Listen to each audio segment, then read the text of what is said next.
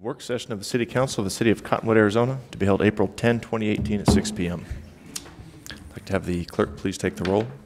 Councilmember Althouse. Here. Councilmember Henry. Here. Councilmember Howdiggy. Here. Councilmember Norman. Here. Councilmember Piper. Here. Vice Mayor Allen. Here. Mayor Alinsky. Here, thank you. Okay, we have 5 items tonight for discussion, consideration, and possible direction to staff. First up is the pre-budget presentations from the following departments. We've got Finance, Human Resources, Purchasing, Information Technology, Community Development, Engineering, Public Works, Maintenance, Airport, Cemetery, and Streets. Sounds like plenty. It is going to be really fun. Good evening, Mayor and Council. I'm Kirsten Lennon. I'm the Accounting and Budget Manager. And I'm going to start us off talking about the Finance Department. The Finance Department's role is to do all the financial planning and management for the city to make sure that we establish and maintain effective controls over the finances and activities, and to provide accurate information to the council and the department and the citizens. In 2018, we accomplished doing the communique for the 14th year in a row, which is the employee newsletter, which I have now passed on to HR. So that'll be their accomplishment now. We also received our 27th Certificate of Achievement and Excellence in Finance Reporting, hopefully, for the CAFR that we just submitted, that we just presented to you last Tuesday. We received for the 18th time the Distinguished Budget Presentation Award for our 2017 budget, which is actually the 2017-18 budget. We successfully facilitated the City of Cottonwood in maintaining an AA++ bond rating. We completed a financial audit, and we worked with city staff to develop comprehensive and fiscally responsible budget. For our goals for next year, we hope to achieve the award for the Distinguished Reporting in Financial Excellence again for the CAFR, and that will be the 28th time. We hope to also get the 19th Distinguished Budget Presentation Award for the upcoming budget. And we need to start implementing the extended budgeting module, which is part of our software that allows more building of the budget in the software and less in spreadsheets and in Excel, so that we can do some more of that and have that data involved inside the software. We also would like to initiate a new performance indicator plan that measures departmental performance based on the city's strategic plan. And we'd like to streamline the budget and planning and review process. And since we started that kind of this year, doing more presentations, getting the council more involved in the day, every part of the budget process. On the back of the, you guys got the performance indicators, and I'm not going to read those off. If you have any questions about them, I'm totally willing to answer them. Any questions? No? Okay, thank you. And next up we have Amanda Wilbur, who will be presenting for the Human Resources. Good evening, Mayor and Council. Amanda Wilbur, the HR Manager. The HR Department falls under the direction of our Deputy City Manager, Rudy Rodriguez, and is responsible for personnel, risk management, employee training and development, employee benefits, cemetery actions, and like every other department, any other projects we need to do. Last year's accomplishments, we completed the revision of the application process slightly. We use an online form now to make it easier for applicants to apply for our positions. And we've seen an increase of applications due to that so far. We streamlined our orientation process by creating a fillable form that we can now send out to employees before they start, rather than only doing an hour and a half long new hire paperwork session. We implemented a new performance evaluation process, which has been successful so far this year. we organized a training from our insurance company to educate our employees on certificates of insurance to help them understand what it means to transfer risk away from the city and make sure we are getting everything that we need to make sure we're in compliance. We also held an open meeting law training with the help of the Ombudsman's Office. Next year's goals, we hope to develop and introduce new risk management programs in conjunction with the city's regulatory compliance, safety, and education administrator, so we can hopefully decrease the number of claims that we have, primarily with workers' comp. I also want to work together with the purchasing department to get a tracking software for certificate of insurance forms and the contract so we can stay better on top of that. And we also want to create a more enticing environment to retain and attract new employees. So we want to work on our recruitment process. You also have our performance indicators. I just want to touch on a couple quickly. One thing that's different in these performance indicators this year than in the past is I'm looking more at not just the number of claims, workers' comp claims that we've had, but also how much those claims cost. So far our trend is decreasing, which is a positive, and we hope that that continues to decrease. In the next section there, I also changed this section a little bit to look at why we are losing some of the employees that we are, so we can better focus on the areas that we need to. So we'll probably continue to have more retirees. Hopefully we'll decrease terminations and decrease the number of people who want to leave the city. With that, I'll answer any questions that you might have. Any questions? Go ahead. I just have one. How many full-time and part-time employees do we have right now? We have about 204 full-time employees and about 100 or so part-time employees, and that really varies all the time. We do have quite a bit of turnover at the rec center. Okay, thank you. I have a question. Amanda, you talked about next year wanting to attract new applicants. Mm-hmm. Do we have any positions besides police where we're not getting, and maybe 911 operators, where we're not getting applications? Not really. It's usually been pretty easy to find someone who's qualified to fill most of our positions. Okay. Thank you. Any other questions? Thank you. Okay. Next, we'll have Jeff Cook, who is the purchasing manager, and he'll be talking about the purchasing department. Good evening, Mayor and Council. I'm Jeff Cook, Contract and Purchasing Administrator for the city. Tonight I'll be presenting on the purchasing department, one-person department, who reports directly to Rudy Rodriguez, Deputy City Manager.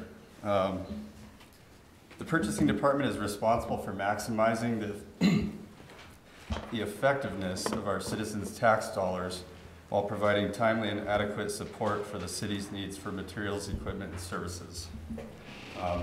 At the same time, the purchasing division is responsible for providing adequate and timely support to any departments who need to purchase. Basically, anything you can think of. Fire trucks, it's something new every day. A service I've never heard of, a widget that goes into the well site, so it's a lot of fun. I really enjoy it. Also responsible for, I'm sorry, I lost my spot here. Oh, ensuring compliance with the procurement policies of the city and any Arizona statutes related to procurement. Accomplishments for 2018. The Purchasing and Contract Administrator was awarded a scholarship which covered all the costs associated with the attendance of the National PREMA 2017 conference in Phoenix That's the Public Risk Management Association Conference. And I was very grateful to be able to attend a national level conference in Phoenix at no cost to the city. It was a very good opportunity. Also collaborated with the Parks and Rec Department to develop a new citywide logo use policy and application process, which is designed to protect the city's brand. And the biggest one for me, developed a network of local purchasing professionals. It's been on my radar for a few years now, and finally getting around to reaching out to our neighboring purchasing professionals in an effort to try to not only maximize our citizens' tax dollars, but maybe on a little larger scale in the Verde Valley. So I've reached out to a few of the school districts and neighboring governmental agencies and just trying to kind of develop a network as a starting point. And that kind of ties into next fiscal year's first goal of working with that group to see if there's specific shared opportunities for purchases out there. I believe there are. It's just identifying those and kind of getting everybody together. So a goal would be to lead a process and kind of seeing what kind of opportunities are out there. And then if we could go through and make one purchase that benefited several communities, I think that'd be a win for next year. And then hopefully build on that. I also have process and convert purchase requisitions into purchase orders 2 business days after they're approved by finance. That ties back into providing adequate and timely support for any of the other departments. And another goal, the only one that's got a potential cost maybe associated with it later on, would be to research the availability of a contract and certificate of insurance tracking software. Amanda had previously touched on that. It would hopefully meet the needs of legal department, risk management, and the purchasing department. Our database of contracts that we're tracking is growing and growing and growing, and what comes with that are renewals of certificates of insurance, renewals of the contract, and although we're doing a really good job, I can just see it continue to grow and grow. So with that, I'll answer any questions. Are there any questions? Good job.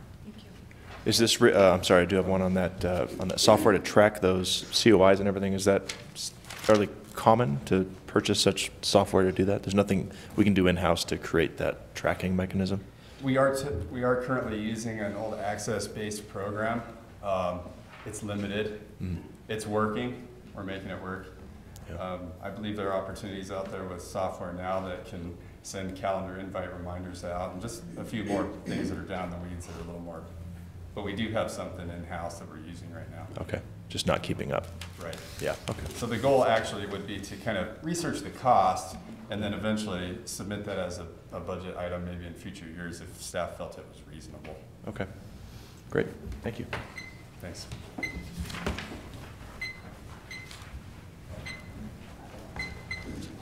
I just get to get up in front of you a lot. Next up is John Carter, and he's the IT manager.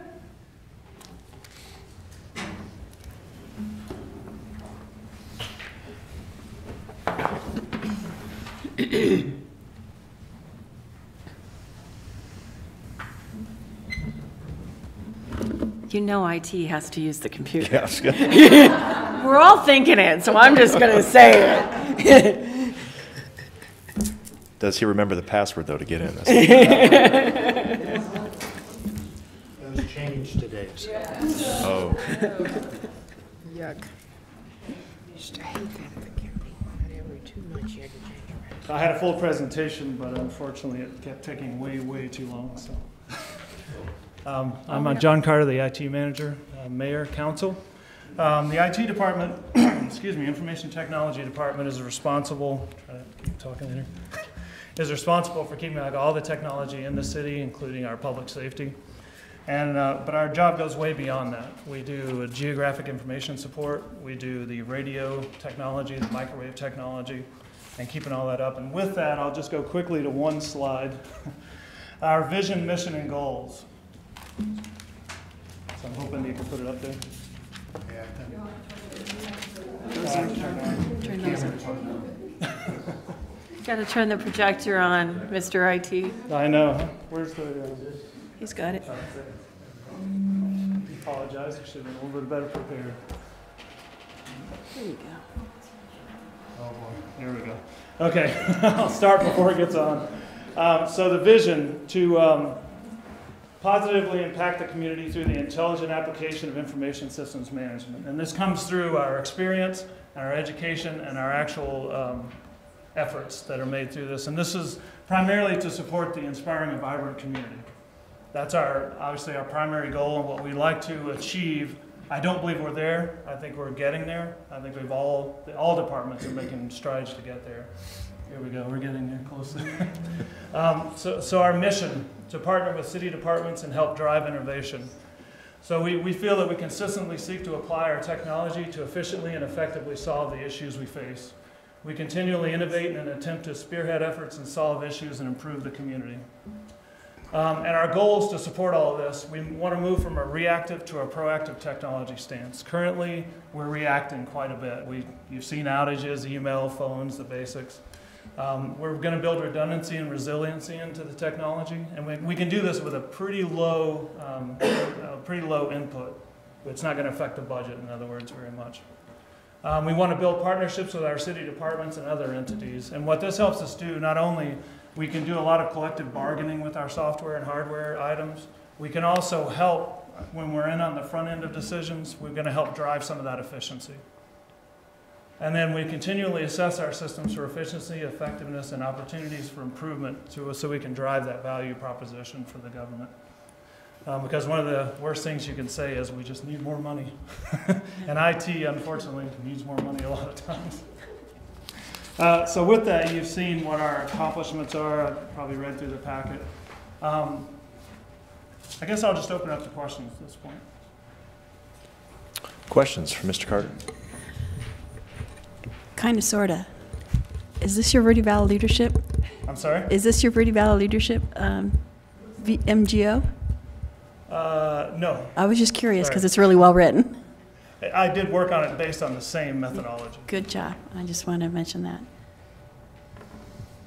I just had a question about the app. How is that? Do we know how many people have downloaded it? Is it being used? Yes, it's not being used as much as we'd like.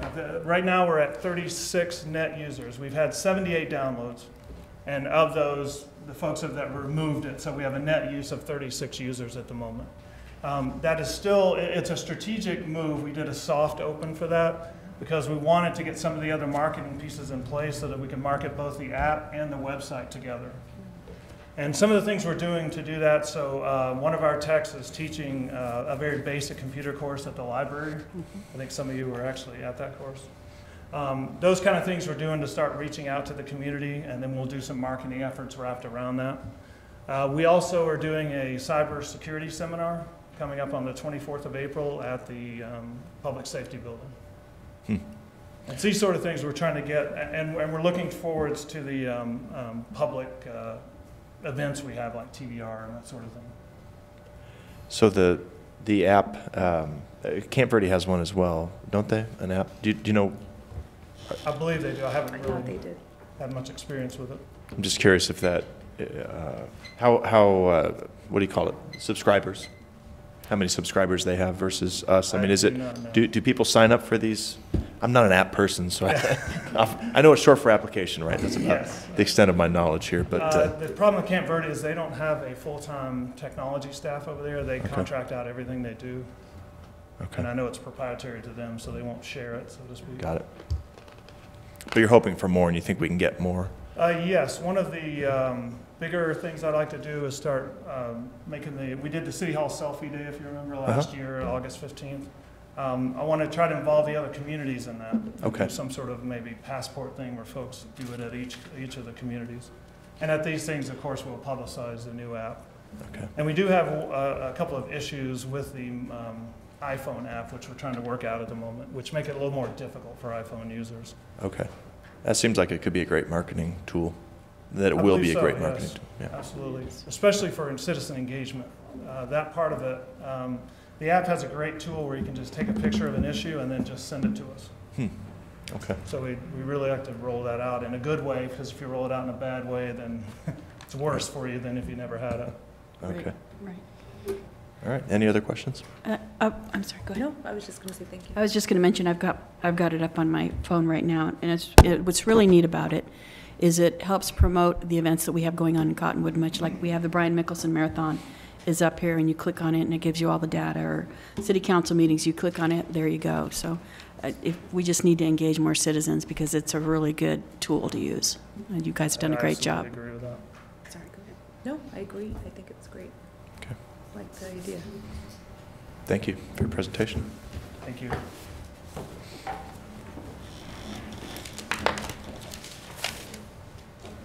And next, we will have Baron Najad, who's going to talk about community development.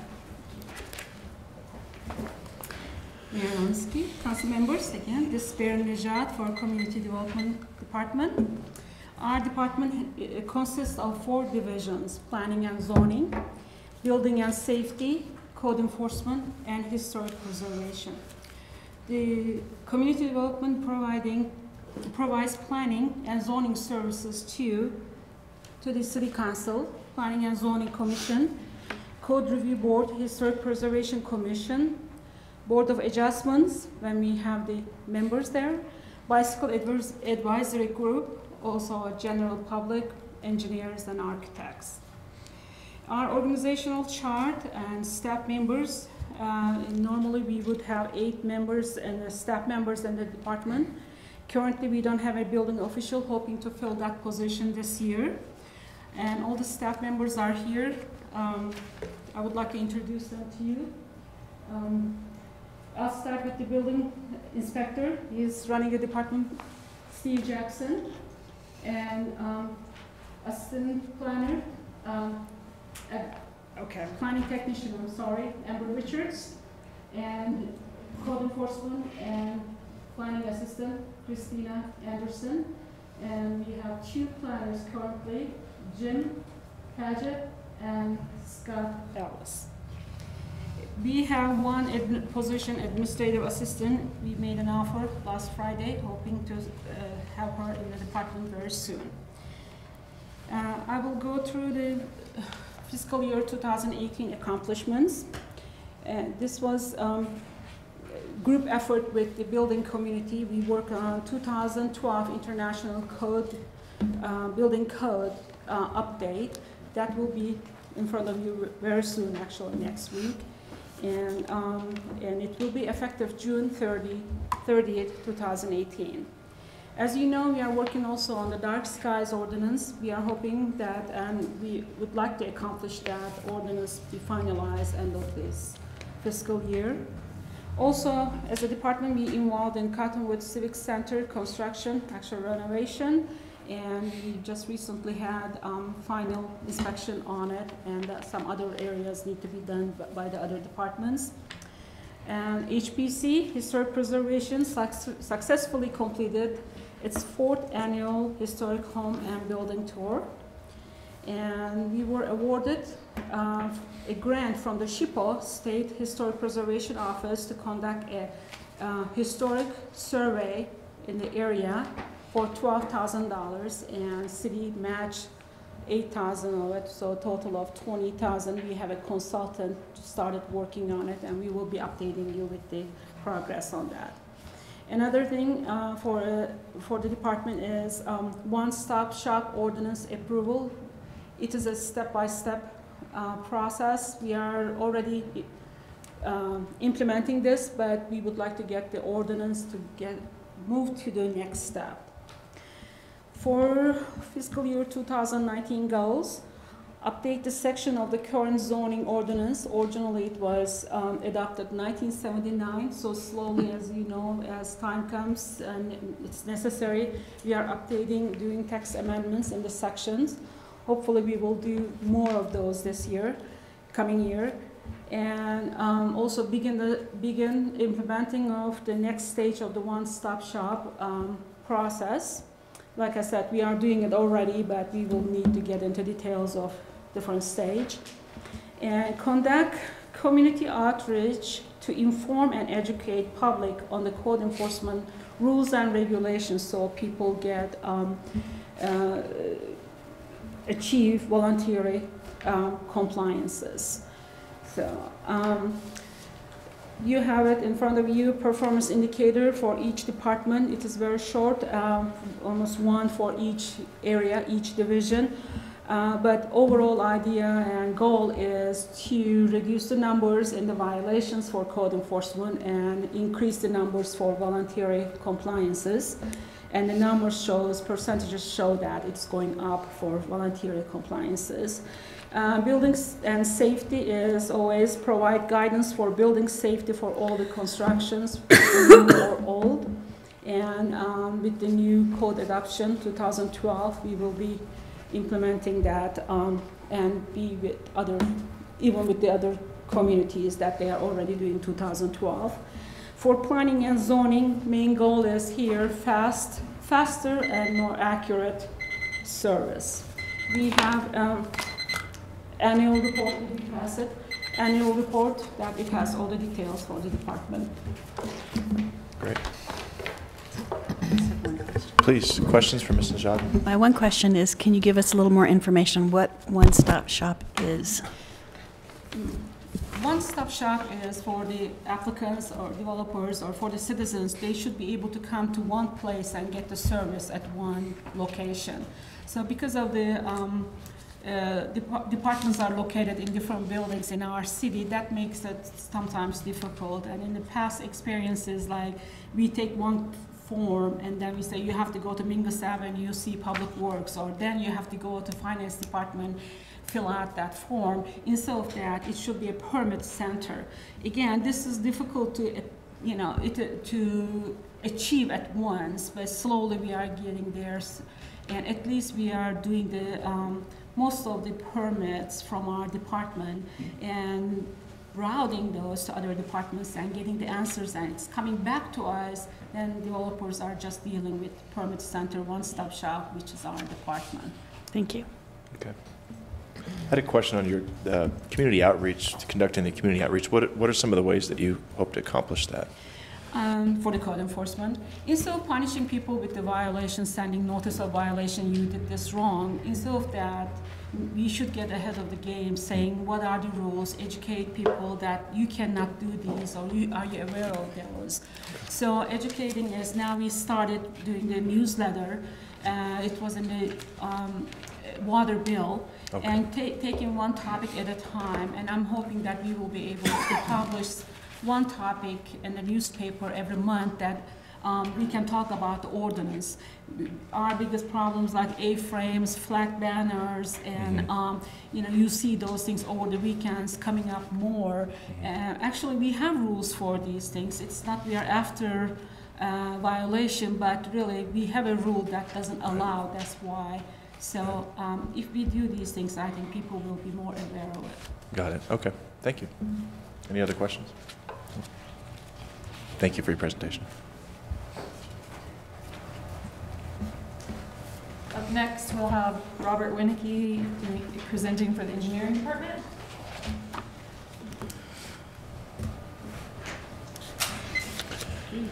Good evening, Mayor and Council. Robert Winnicky, City Engineer.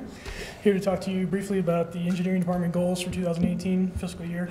One thing that was really left off is we helped utilities department deliver the riverfront water reclamation facility. So that was a very big project. Spent a lot of hours out there throughout the course of it. So good learning experience for everybody, but it's nice to see it come to fruition and see it go into production. Some other things that we did is we went ahead and received a grant from the Yavapai County Flood Control District to go ahead and fund the Old Town Flood Study. And I'd like to say that we have final deliverables from our consultant. We're just waiting on a check from finance to go ahead and submit that to FEMA next week and start the clock. So we're making good progress on that to accomplish that in fiscal 18. Granted, we won't know the outcome from FEMA until they get it back to us, but we're on track at least. A couple other things to bring up is working with ADOT on our wonderful Mingus Avenue project. They are switching traffic tonight to the south half of the pavement, and tomorrow they're going to start doing some removal of the old roadway on the north side, so we're making progress. You know, a lot of things we do in engineering touches everybody's lives on a daily basis. Sometimes they don't think about it because it's underground, you can't see it, but we're responsible for making sure that these things work and they provide the services that we're supposed to. So, lastly, I had on here is we coordinated an erosion protection project with ADOT on 89A. There's a hillside over there.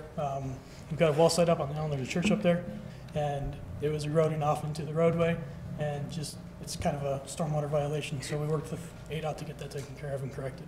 So for fiscal 19, we've got a lot of projects on here we'd like to go ahead and deliver. Obviously, that's what we do. But we also review lots of plans for developments, proposed developments, subdivisions, you name it. So there's a lot of things that we see. But big things are we're planning a water line on 260 that'll go from D&K up to about Fur, actually closer to Rodeo because there's a little piece already there. But we're also developing a well-sided reservoir at the south end of that, so that'll bolster our system. Working with the utilities department on that. We've got some sidewalk projects that we talked about earlier in the year. We are working on design of those actively right now. We're waiting on Cactus Street. There's a land trade that's supposed to occur. We're waiting for that, so that may spill over into fiscal 19 instead of 18. But we're trying to make progress on all these things, so it's a moving target, but we'll do it. Really don't have too much more to discuss. Open it up for questions. Any questions for Mr. Winnicke? I have a question. Sure. Mingus Avenue, and maybe this isn't for you, maybe this is for Doug or somebody else. Did we put in the water line from Riverfront Park up to the kids' park? We're actually in the middle of designing that right now. So we have draft plans on my desk. I'm going through and validating that the design works with the hydraulics for the water line so we can actually get that installed. So are we going to have to tear the street? Because the newspaper, the Journal Extra, today's paper that came out, said that, and I'm being asked about it already, that the city of Cottonwood is going to have to tear Mingus back up again to put in these water lines. And I'm like, I don't think actually, so. The reclaimed water line, the alignment that's been chosen is to actually come up 12th Street to Mingus, jog over to 11th, and then right up to the kids' park from there.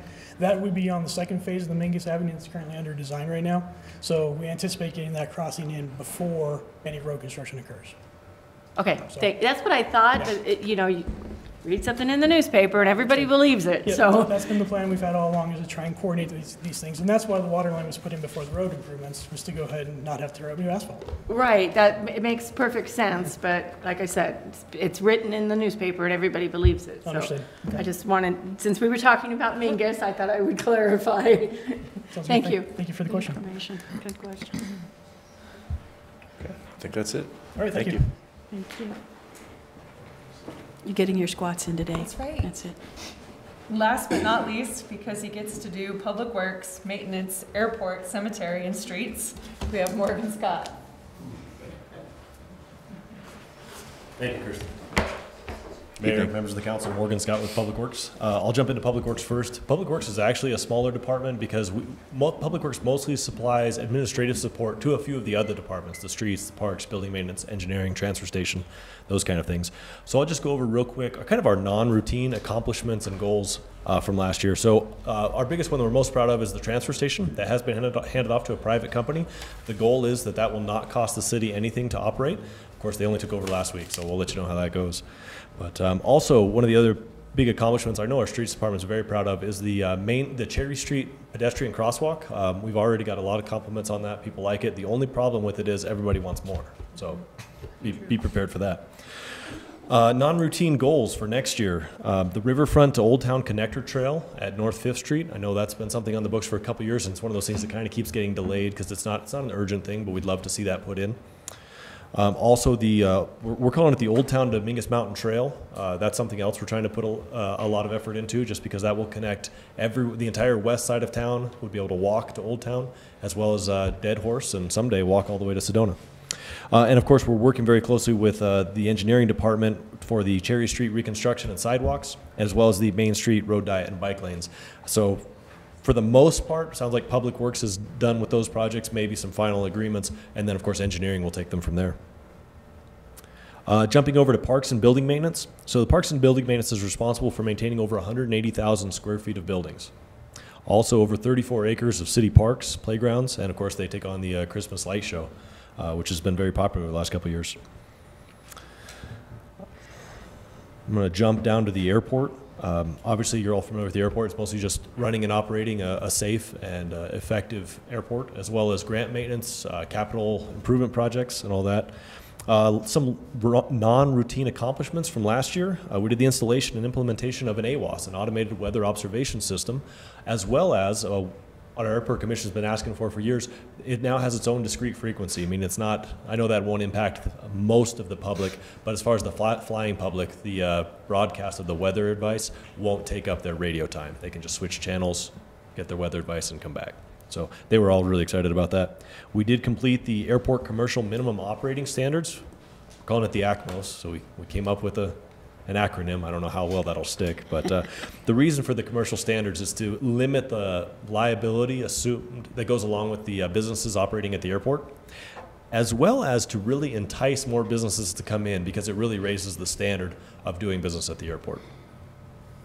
We did develop an unmanned aerial system policy, basically otherwise known as drones, and that policy really limits liability to the city should something happen to drones related in the area. Unfortunately, we cannot limit them. That is FAA territory, anything that's off the ground. However, they are required by law to notify the city. Some of them do, many of them do not. And we basically have a disclaimer that's read to all of them about how they are to operate. And we did complete the reconstruction of the aircraft apron parking area. That is complete. There are a few minor touches that need to be done. There's one area that appears to be sinking, so the contractor is going to come back and correct that. But other than that, that project is complete. Some non-routine goals for the airport for next year. We'd really like to develop a self-funded pavement preservation program. The FAA requires that, especially now that most of our pavement up there has been completed. We should be taking care of that pavement every couple of years.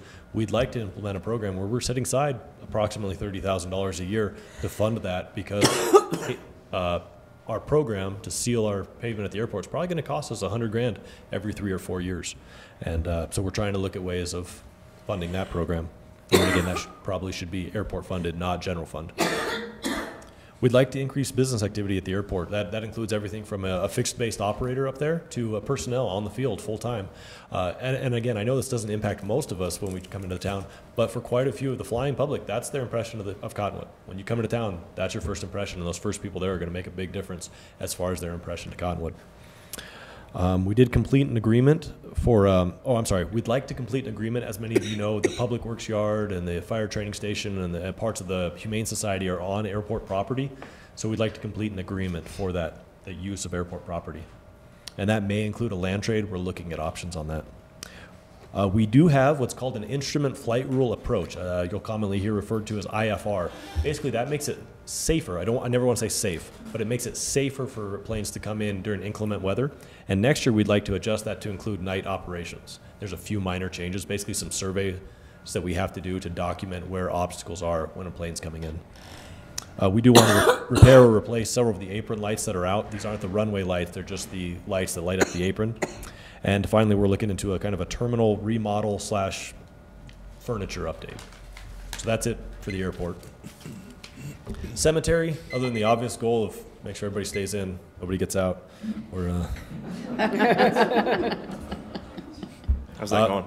That's it. That's pretty much it for the cemetery now. One of the biggest goals for the cemetery is it is a huge water user. In fact, we use well over $30,000 a year in city potable water. Once we get reclaimed up there, that cost could go down significantly. So obviously there's a water conservation effort as well as a cost-saving effort there. We also work with the streets department, which obviously oversees the pavement, sidewalk maintenance, weed control within the right-of-way, street sweeping, street sign maintenance.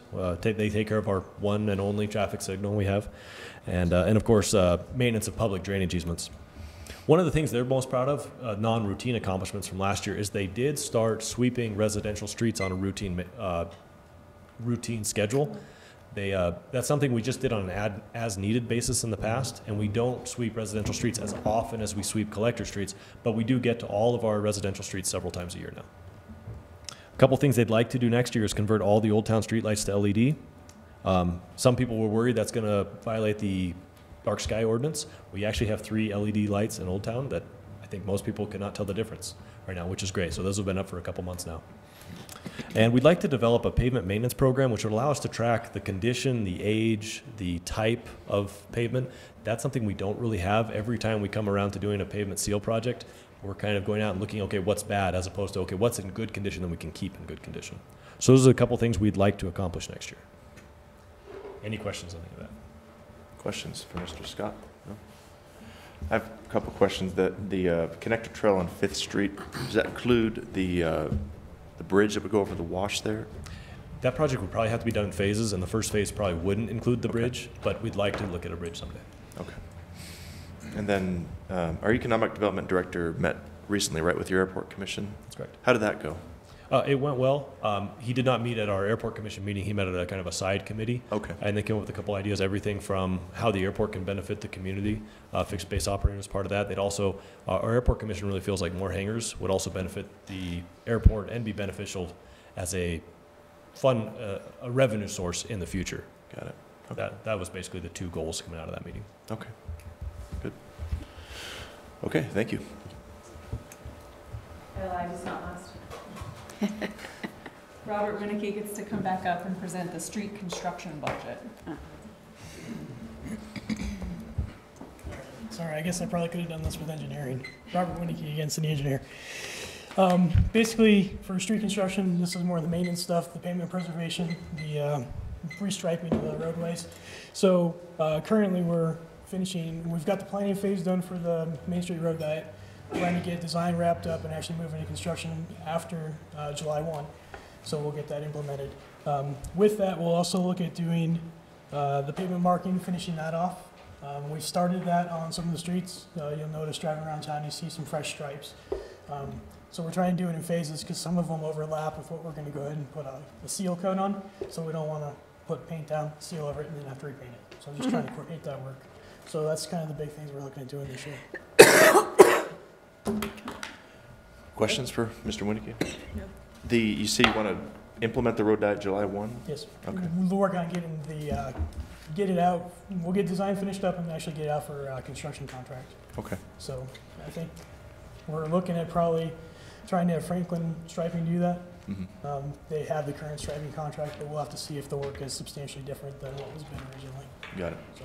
And how will what plans are in place to let the public know? It's actually a really good time because it'll mostly be locals here. Yeah. Oh yeah, definitely. In the summer. It'd be a great idea. So no, as plans are being developed, we'll work on getting information out that actually describes what's going on, what the proposed changes are going to be, and try to get some ideas, or not ideas, but diagrams put out with the newspaper so people can see it. Okay, great. Very good. Thank you. Mm-hmm. Thank you.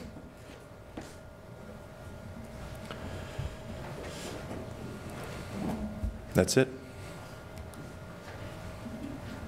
That actually concludes all the departments presenting to you their goals Okay. and accomplishments and their performance indicators. So the next presentation, which we'll be doing later, is on personnel costs. And then the next presentation we'll be doing is April 24th and 26th. And that will be the actual, you'll get the numbers for the beginning of the budget. Great. Okay, well, I really appreciate all the department heads coming in and their employees too within the departments, especially the one employee departments. But no, it's good to get all this information in front of council, so I do appreciate your presentations. Thank you. Okay, then we'll close that item and move on to the second item, which is discussion and direction to staff regarding the use of an executive search firm to recruit a new city manager. Good evening again.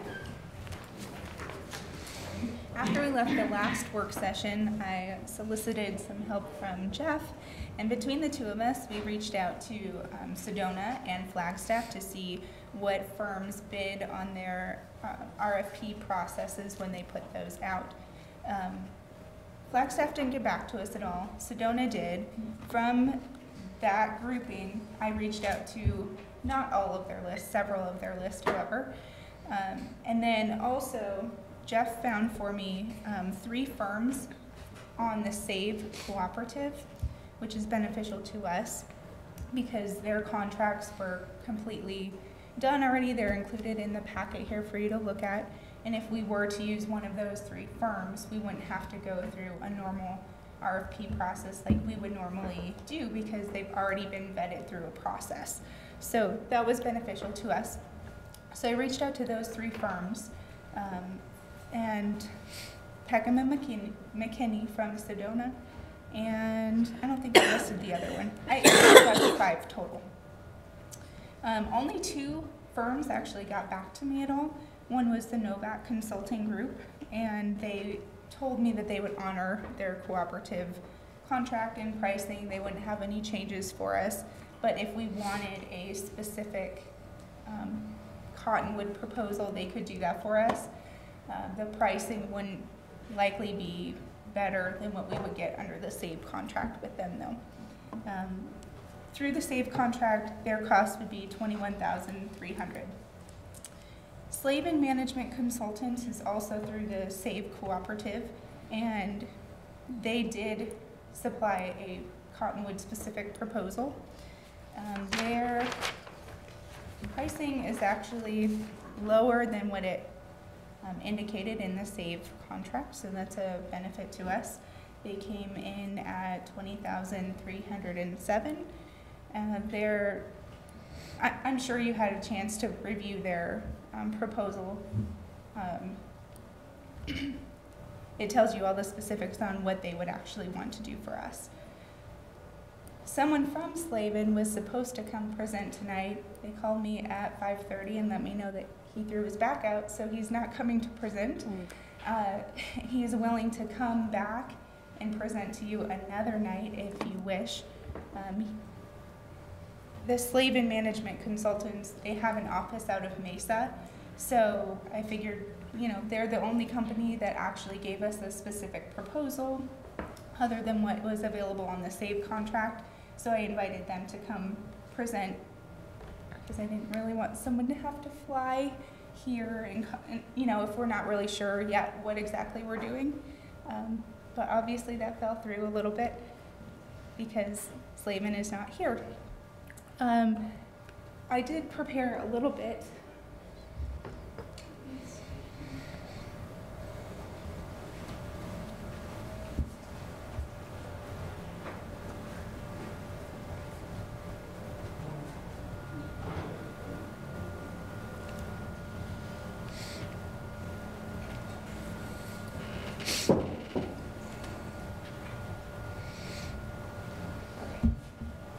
This is really short. I only have 2 slides basically.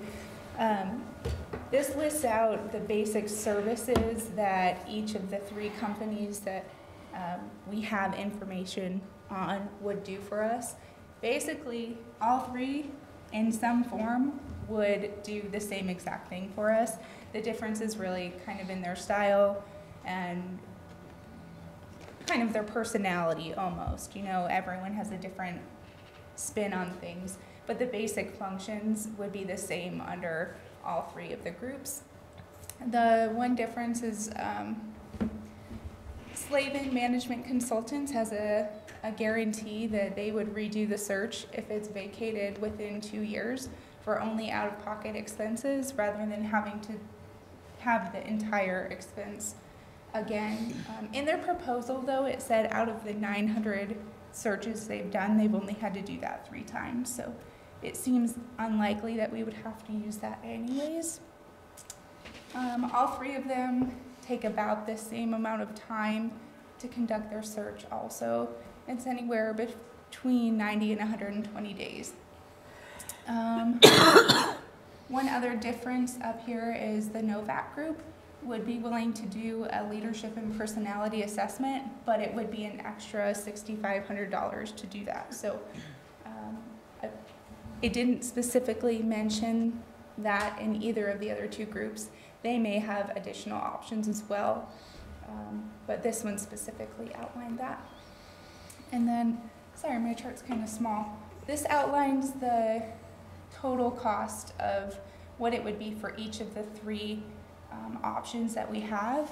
Really the cheapest option would be Slavin Management Consultants, but they're all really within about $1,000, so it's not going to make that much of a difference.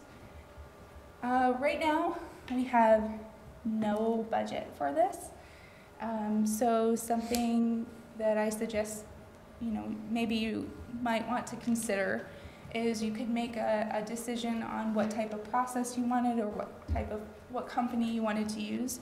and we could budget for it this year, start it July 1st, and then with the timelines that each of the 3 companies gave us, we should be able to wrap it up by the end of October still, if we put it into the next budget. And then hopefully we could have a start date early to mid-November, or whatever was decided upon at that time. So those are my thoughts on that. That's really the only presentation I have. Do you have any questions? And would you like the representative from Slavin Management to reschedule? I would like that, and I think if the other Novak wants to get a proposal together too that's more Cottonwood specific, that would be helpful, I think, as well. It was a lot of information to sort through with the Novak company. I just have an inquiry as well. We're talking about the 90 to 120 days. Yes. What I would prefer, if there's a way to time that the final decisions, the actual hiring or the interview, the last few interviews that are usually done by the city council, falls after the election, because that's what we discussed, is that it needs to be the decision of the sitting council for that new individual. And if we get 3 new people in here, we need to have their input and not the people that are sitting here now. So if there's a way, as you're going through this process, to have it so that the new council, whoever they might be, are able to do that, most of that input, that would be preferable. All the groundwork already be done. Right. I would think that wouldn't be a problem. We could just push back the just a little bit, the date, you know.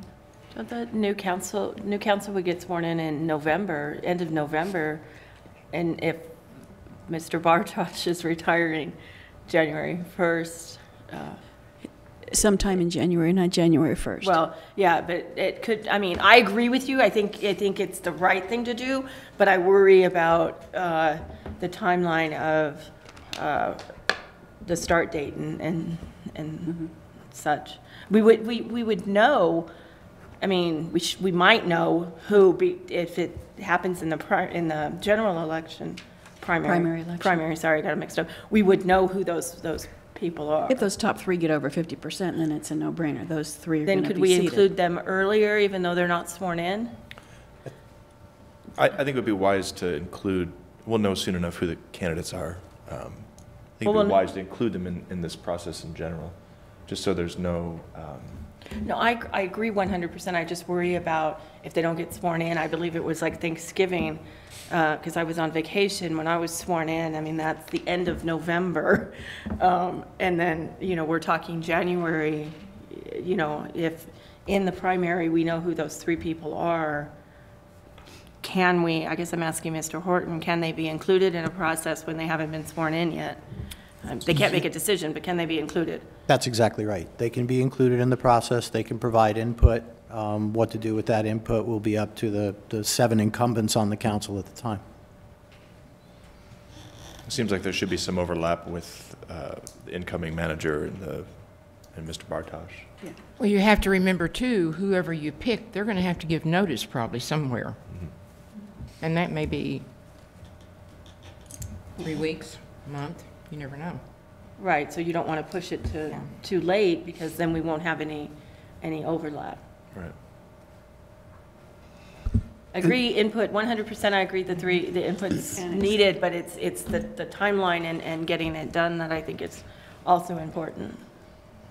So just to be, I want to make sure I'm clear. Your concern is that this council makes the decision on the new. No, my concern is that we pretty much follow Amanda's timeline with a early November start, and if you wait for the 3 new council to be sworn in, that's not till the end of November. Right. And so you're looking at maybe a January start when Mr. Bartosh is retiring sometime in January. You're really not going to have much overlap. I'm saying if in the primary 3 people get more than 50%, then we know who those 3 people are. We include them in the process. Right. Because we'll know that, in August? I'm not paying that close of attention because I'm not up for reelection. So I'm not paying, you know, too close of attention to the dates this time. Right. But I believe we'll know in August. We can still interview, have those 3 people, if we know who they are, Right. involved in the process, and have feedback, so they're not involved. Right. No, They're I not understand. involved. But this council would be the one that ultimately. Making the decision, Okay. because we can't, I don't feel we can afford to wait till December. But, you know, end of November for people to be sworn in, and then start, you know, final interviews with new council. You're looking at, you know, like Linda said, by the time we make a decision and they give notice, you're looking at a February start date. Sure. And I'm fine with that timeline, with this council making that decision, so long as we've fully, you know, included the candidates and those that will be sworn in the If we process. know, if 3 people get 50% or more, if they don't, then we don't know who, then we have to wait. But even if there's a general and a runoff, we'll still want to include those 2 or perhaps 4, I guess, candidates in there. They can still participate even though we don't know that they're going to be successful in the election process. The more minds, the more that are interested in Cottonwood, the better. And you're looking at 220 to 230 days before this council, before we're gone, and the new council's seated. Keeping track. You know the exact, how many hours, Karen? I haven't got the hours down yet, depends on the day, so somewhere between 220 and 230. And Mayor, Council, I'm fairly flexible for January, so I can certainly work with the council in terms of my exact departure to make sure you accomplish what you need to do. Okay. Well, I think it'd be fine to budget it for this upcoming year, fiscal year. Gives us time too to get the folks in to present to us. I think we're ahead of this well enough. Yes, thank goodness. I agree. I think it's a great idea, and it's well worth the $20,000. I haven't had time to follow up on any of the references at all. I don't know if staff has had any time to do that, but I'd like a little bit of time to do that, you know, on the 3 that are under the SAVE shared, what's it called? Shared agreement? Cooperative, thank you. Okay. So, would you like me to invite both the Novak group and Slave and Management back to the next work session, or would you like it to be Probably stagger at it. a regular, separate? Yeah, I would stagger them so there's no. Do you want one in May, one in June, or do you want one at a regular council They meeting? could come in during a regular council meeting. I think that'd be just fine. Yeah. Okay, that works. And then I think we can work with Kirsten to put this in council's budget for next, or HR, wherever it goes. Put it in the budget for next year. Okay. Okay. Thank you. Thank you. Anything else, council?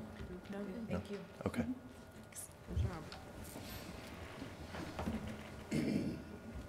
Okay, next is 89A and Vine project update. Mr. Horton. Mayor, Council, you've seen this before a few times over the years. As a matter of fact, these folks and this project has been around since the late 1980s, when originally the property that we're going to discuss tonight was in the county. That property, it's about 680 acres. I'd call it a square mile, but then I'd be stealing about 40 acres from the landowner. It was the subject of a development agreement prior to annexation in 2001. There was a master plan approved in 2007 again, and now we're coming into recent history. Some of you may remember there was an amendment to the master plan and a large public presentation over at the rec center in 2015. What we're talking about is basically the second phase of what was the Verde Santa Fe master plan community. This is now called 89 and Vine.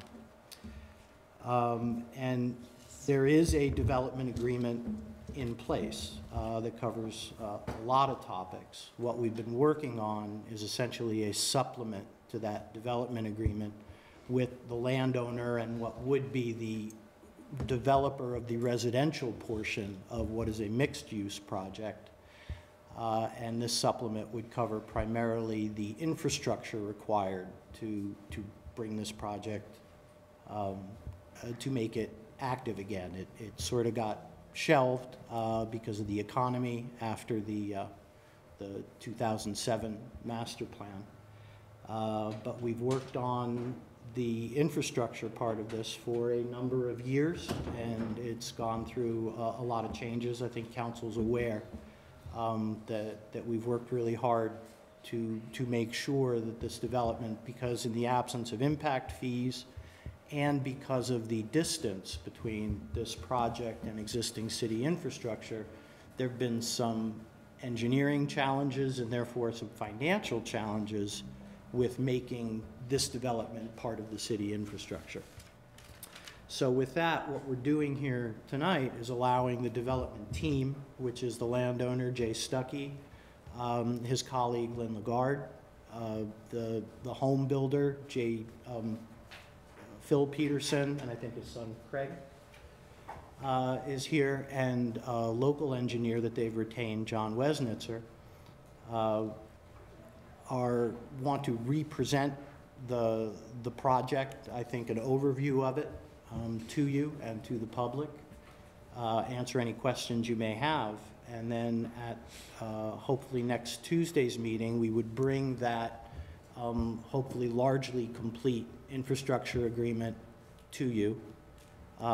After that, if you approve it, then they would go back, and with that assurance, they would be able to go back and put in the time and resources to update all the plans and reports that describe the infrastructure for traffic, drainage, water, wastewater, start re-engaging other stakeholders, particularly ADOT and the county, around the transportation plan for outside the boundaries of the project, and then work with staff to begin the platting process.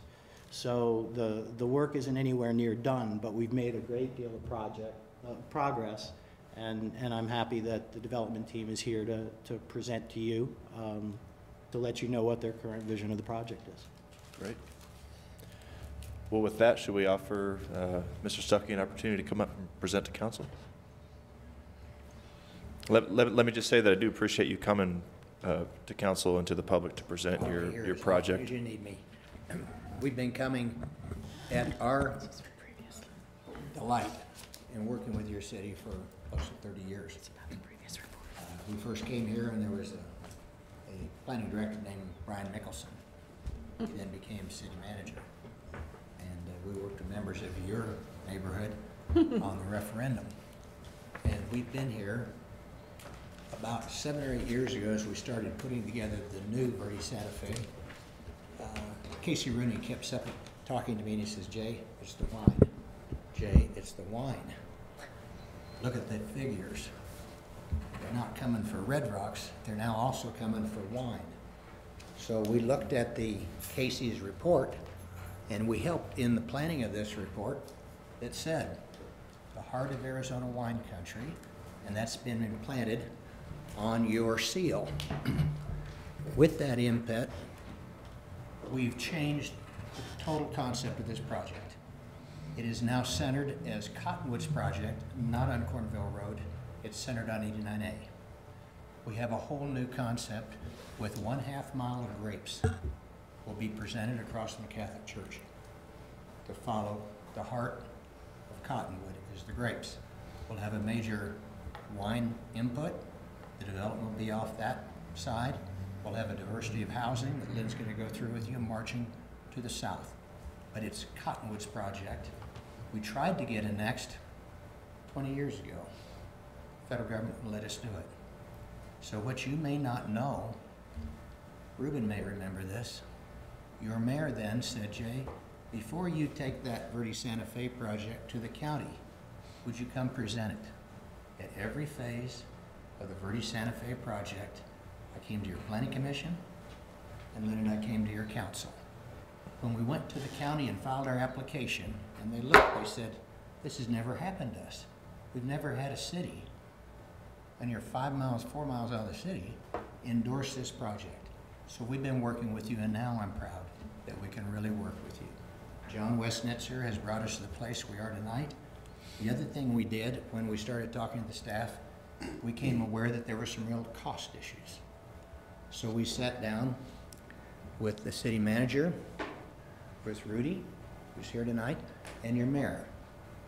And we said, we will pay for an economic development report. I want to make sure we do the things and you fulfill your responsibilities. And with their guidance, we hired the economic development group that does all the work for the Arizona League of Cities and Towns. And we put in all of the effort. We met with Rudy on several occasions. We did a draft of the report. We came back and presented to Rudy and the mayor, and this report was published. It shows that the project bears all of its cost, and the city has a great economic ability to gain valuable cash flows for the community obligations, not only this land, but the other land. And that report was prepared, and we're proud to say now we're ready to proceed with 89 and Vine, and Lynn is going to present it. Just in case you don't all have copies, I've brought one, so all of you have this. Thank you.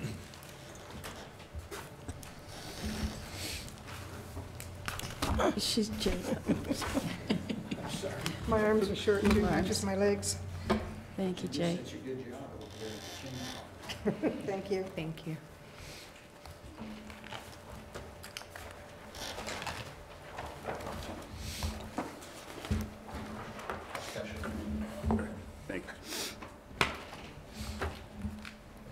Mayor and Council, for your record, Lynn Lagarde, retired zoning attorney, brought out of retirement by my mentor and client, Jay Stuckey, to finish up a project that we started in the late 80s.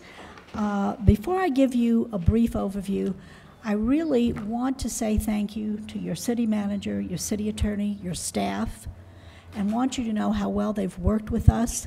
Solving the infrastructure problem, as Mr. Horton indicated, was not easy. It took a lot of hard work, good faith collaboration, and probably most of all patience to get the infrastructure that meets the city's best interests, serves your interests, but also provides the needs for the project. And I want to begin with a little interesting piece of Arizona history that Jay told me.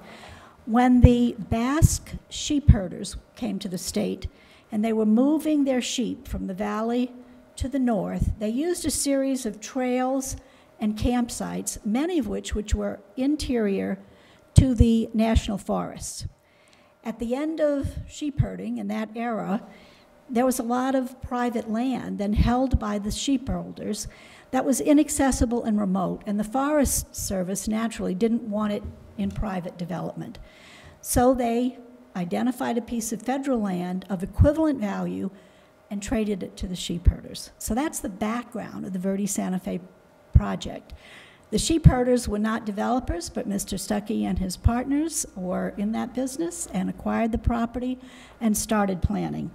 And throughout that planning in the county, as Jay has indicated to you, worked with the city of Cottonwood, because the city is impacted by whatever happened on that property. And we worked with Brian Mickelson, who was a delight to work with, and tried to make sure that Cottonwood's interests and concerns were going to be considered.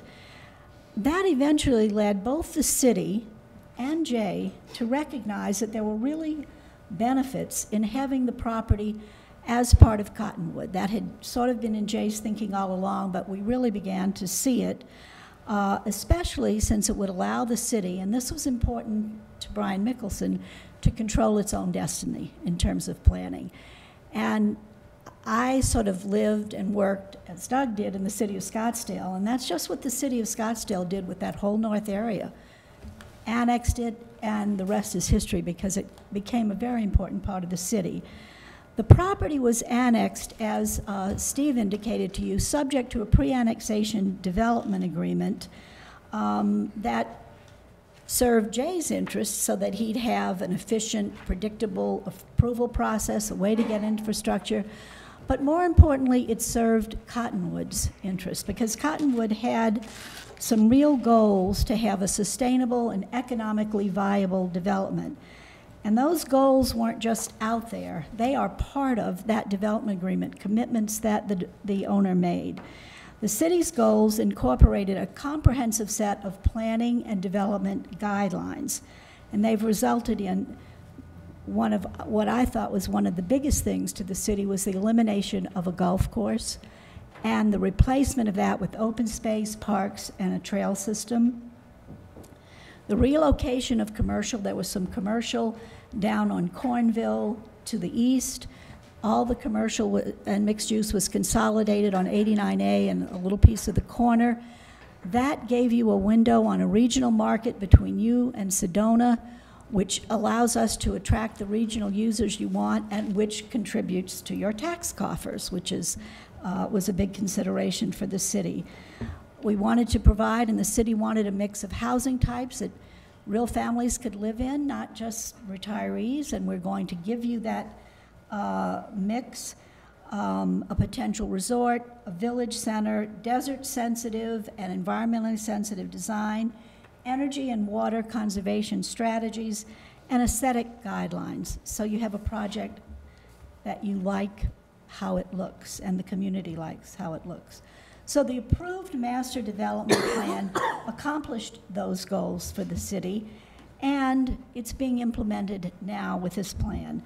And hopefully, with your concurrence, we'll have an infrastructure agreement that will provide for the first phase of infrastructure, and we'll have subsequent agreements as we develop over that 10-year period.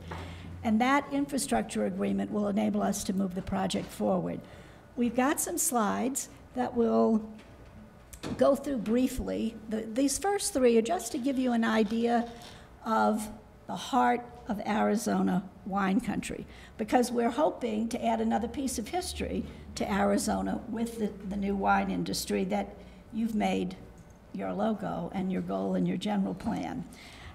So we hope to become that primary destination, and this gives you an idea of that wine theme, but also the quality and character of the project. It really is going to be unique and have a unique Cottonwood identity. So these renderings were intended to give you that feel. The next rendering is, the next graphic is an exhibit that again shows you, and it's what Steve talks about. We're out there, Cornville and 89A, and that north of the existing Verde Santa Fe in the county is our location. And that is an incredible location in terms of regional retail uses. It really, we're very, very excited about it. The plan for the project, which I'll go over in more detail, is consistent with your general plan. We will, and you can show the next slide because that shows it in more detail. We'll have the vineyards across the front entry, and as a zoning attorney, I worked for 30 years and I never saw a project that put that kind of what I call landscaping, those grapevines, along that major arterial rather than stores and signage. We're going to have that, but we're going to have a really good identity feature that is going to welcome people into the project. The residential will be the first phase, and that's on the right-hand side of the project where you see lots sort of laid out. And in that residential phase, we plan to have a great variety of elevations, of floor plans, and the idea is to avoid a cookie cutter look and to really show the quality of the project. These next few slides are showing you landscapes and streetscapes and neighborhoods. We're incorporating xeriscape, we're incorporating water and energy conservation, so that this just gives you a flavor for what we're doing on major streets and throughout the project. And I think the next one shows you a tree planting system that you'd identify different neighborhoods a little differently with landscaping. And then I think the last one is trails and parks that will wend throughout the community. There will be 176 acres approximately of open space and 3 miles of trails. The infrastructure, however, is really why we're back in front of you tonight. But before I get to that, this just gives you an idea of the design and the detail that we're paying attention to in park systems and trail systems. And I think we may have one more. And then, again, just to give you sort of the feel of the quality of the project.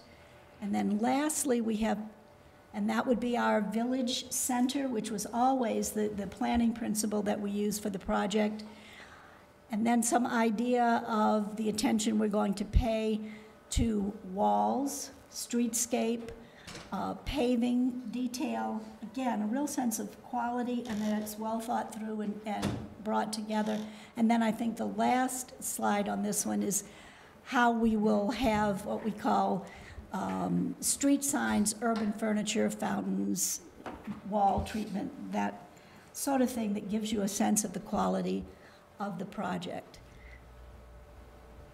Importantly, infrastructure. The reason we're back before you tonight and next week, we will have, and this is what took us so long to come back to you with. This was not an easy problem to solve. It was relatively thorny, and we had the help of your city manager, city attorney, and staff to come up, and of course our engineer, who's the one who guided us through this project. Without John, I don't think we'd be here right now. But what we have done is to show you the water treatment facility, wells, treatment storage, booster pumps, how that is distributed, and then the wastewater treatment facility, and what our these campuses are now both fully on our site and will handle the water and sewer demands of the projects, as well as any regulatory requirements that we'll have. You know what? This is really interesting because I think I went into a little more detail probably than you need. But what I wanted you to know is all of this is going to be phased in as we need it. The proper infrastructure will be phased in as it develops, probably the full project over 10 years. And this will become part of the city's public works system, part of what you're doing in public works. If I skipped a page here. No, this is the right page. All of the traffic improvements will be phased in accordance with ADOT and city requirements. We have master plan reports that will all, as Steve indicated, be updated and approved by you. The financial assurances are being required as part of our initial agreement that you'll see, infrastructure agreement that you'll see next week. We want you to know that the infrastructure that you're seeing tonight will be finalized as we go through the process, and any details worked out in very close coordination with your staff, so that in the platting process you will see all of these infrastructure pieces brought together. We have some summary slides that will just take you through our wine country focus, showcasing that industry, consistency with your general plan, walkable neighborhoods, parks, trails, open space, hopefully commercial hub of the region and fostering tourism, phase development. This isn't going to happen tomorrow, but we feel a 10-year timeline is probably realistic, and with some luck, we'll do it sooner. Take advantage of the current economic conditions. We have open space and water conservation. The biggest thing was removal of the golf course, of course. And we have additional sustainability and conservation features. We want this really to be state-of-the-art and paying attention to the environment. Thank you very much for giving us the opportunity to give you this information. Our team is here to answer any questions you have. We'll be back, if we're on your agenda again next week, with the details of that infrastructure agreement. And we're all here if there are any questions you'd like to ask us. Do we have any questions? Is it DeGard, Ms. DeGard, or is It's it Gard? Lagarde, Lynn. Lagarde, okay. You can call me Lynn. Excuse me. Any questions? I'm no longer a practicing attorney. I'm just, consultant. So No, you can- just about it. You don't have to call me. Mrs. Dragged you Lagarde. out kicking and screaming from your retirement. Huh? I won't acknowledge that. I've enjoyed working with Jay, so I'm not exactly kicking and screaming. I don't have a question, but I think it's a beautiful project, and we were talking before the meeting. I mean, I'm, want to know when I can move in. So let's get those homes. Let's get those homes built. I think it's gonna be a beautiful development. Thank you. That's music to our ears. And we were talking earlier about how you're focusing on the wine industry or the heart of the wine industry. I so appreciate that you worked that in so beautifully in this plan. I mean, we knew 89 and Vine, we knew it was going that direction, but to get a visual on it, it's just beautiful, and I really appreciate that. Good. I will give a lot of credit to Phil and his son, who are with me here tonight, who really have brought this together in I think, a very, very exciting way that will be a real asset to the community, and we're thrilled to be here. And moving forward, the infrastructure was a big hurdle to accomplish, and we think we're there with the help of your staff and Steve. So thank you for letting us tell you about the project tonight. Thanks for your presentation. I know it has been challenging to get to this point, but I think it's great that you're here, and I know it was important to me at least to get you in front of the public as much as possible to share what it is you're going to bring to our community, so I do appreciate it very much. Thank I look you. forward to seeing that infrastructure agreement too. So. Okay, thank you. Okay, if there's nothing else, then we will move on to last item tonight, item 5, discussion and direction to staff regarding employee benefits for fiscal year. We have 4. Oh, I'm so sorry. I'm sorry, Mr. Mayor. Yes. This may be a non-issue, but did you want to open the floor to the public, to anybody? Are there any members of the public here tonight that would like to discuss, ask questions about the development, 89 and Vine, before we close? Okay. Thank you. Thank you. Thank you.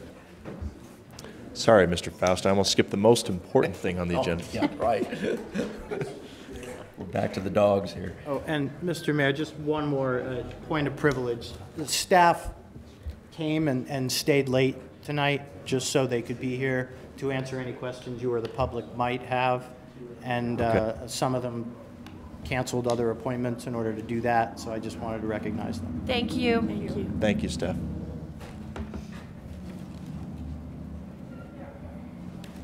All right. Council, my name is Richard Faust, Community Services General Manager for the City of Cottonwood. Before you tonight, staff is requesting assistance and direction as to options for consideration involving a potential rule inclusion to the Cottonwood Dog Park.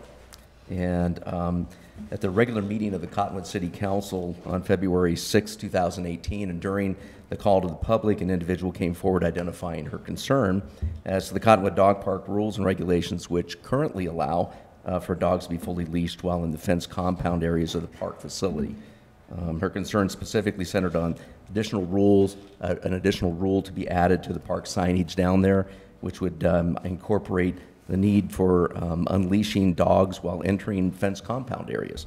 And her concern specifically was centered around the potential for dogs and people to be or being injured while in the dog park with long leashes, et cetera, and rapidly moving animals still tethered to owners.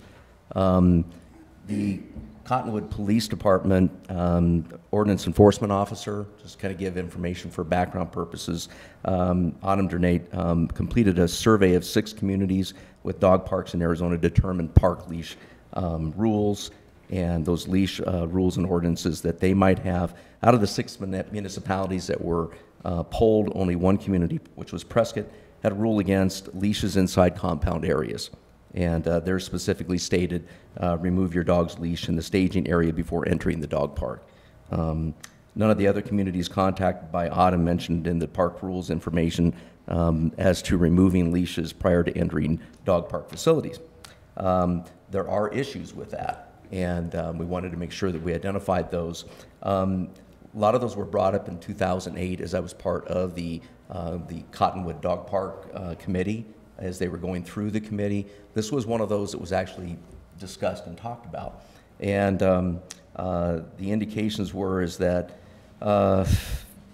there's the circumstances, there's no magic bullet for this in one way or the other, as I put down here, because what they talked about at that point in time in 2008 is that dogs entering into a compound area, most of the time the owners are releasing their dogs immediately. So there's right now about 95 to 98% of those individuals release their dogs within the dog park fairly quickly. The other aspect of this was that a lot of people do obedience training while their dogs are in the park area.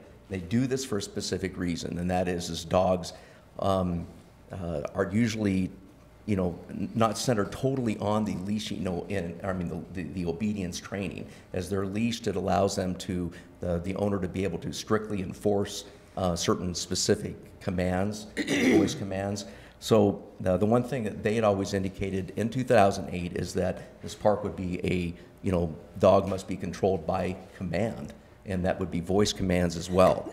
So that was part of the issue, was voice commands that would be structured specifically for the dog park.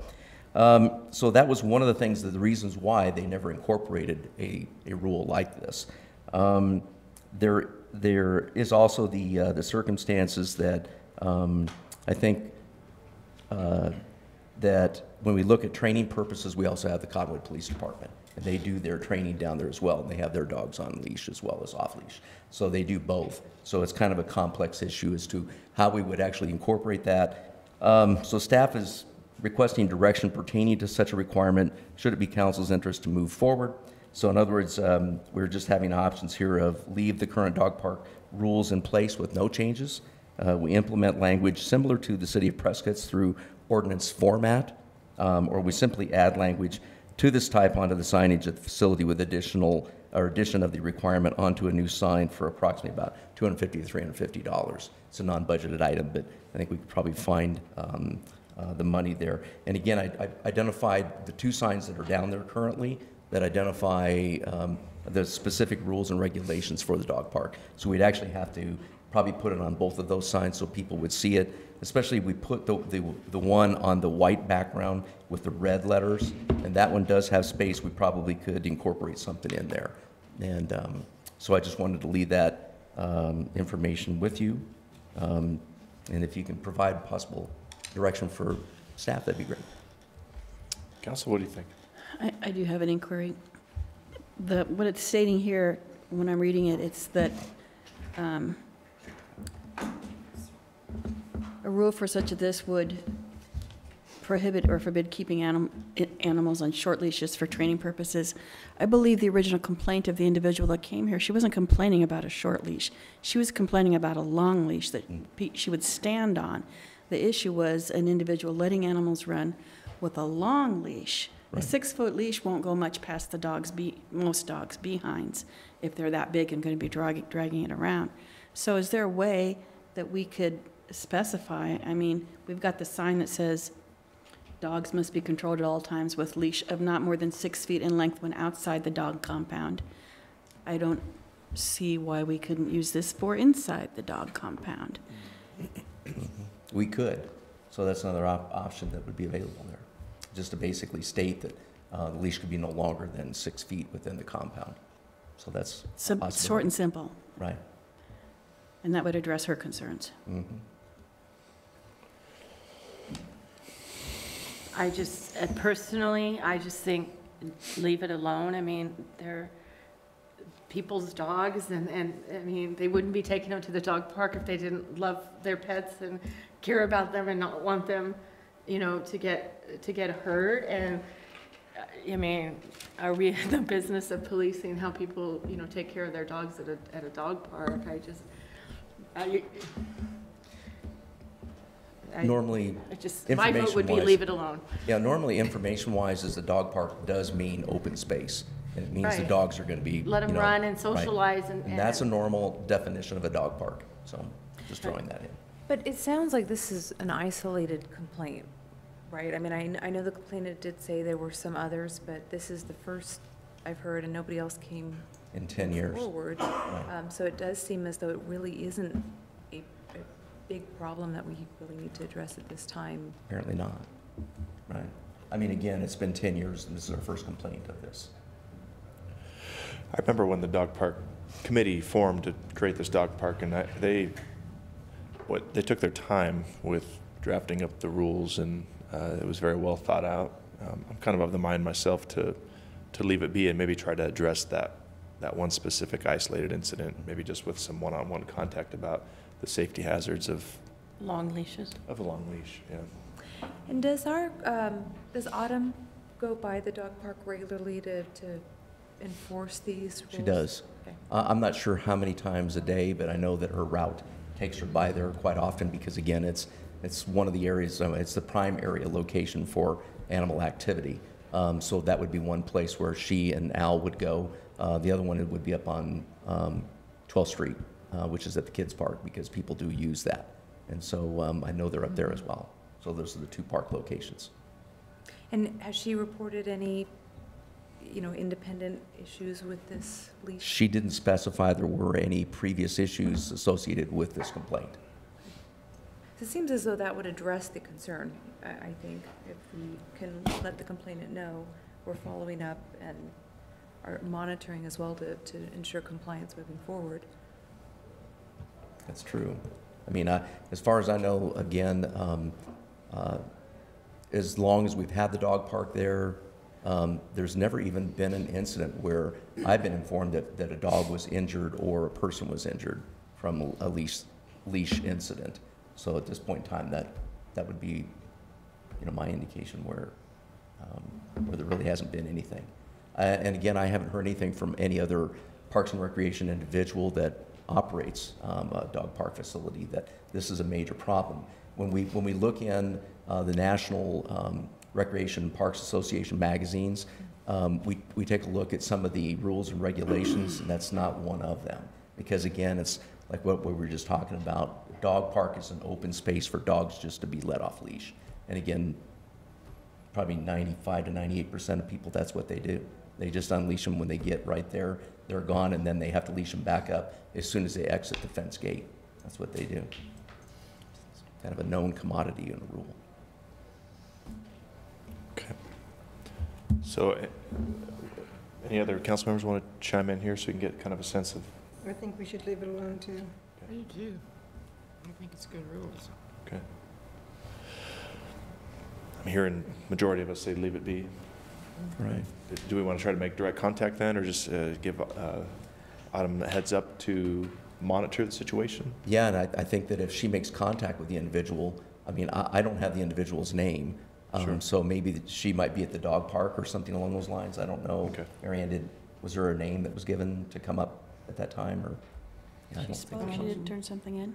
There was a call to the public slip. If you're Okay. looking for the woman that came to. Yes. Okay, yeah, we can get that. If you could get that for me, that'd be great, and then I can make personal contact with her. Okay.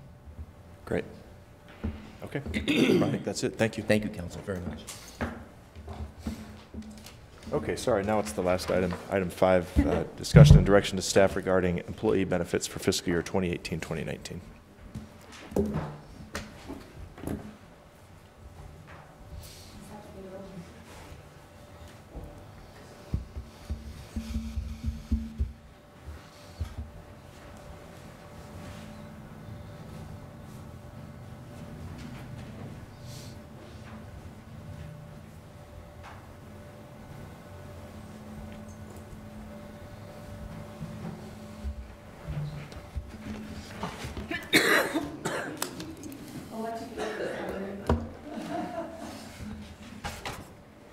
Hello, Mayor and Council. Again, Kirsten Lennon, back up here.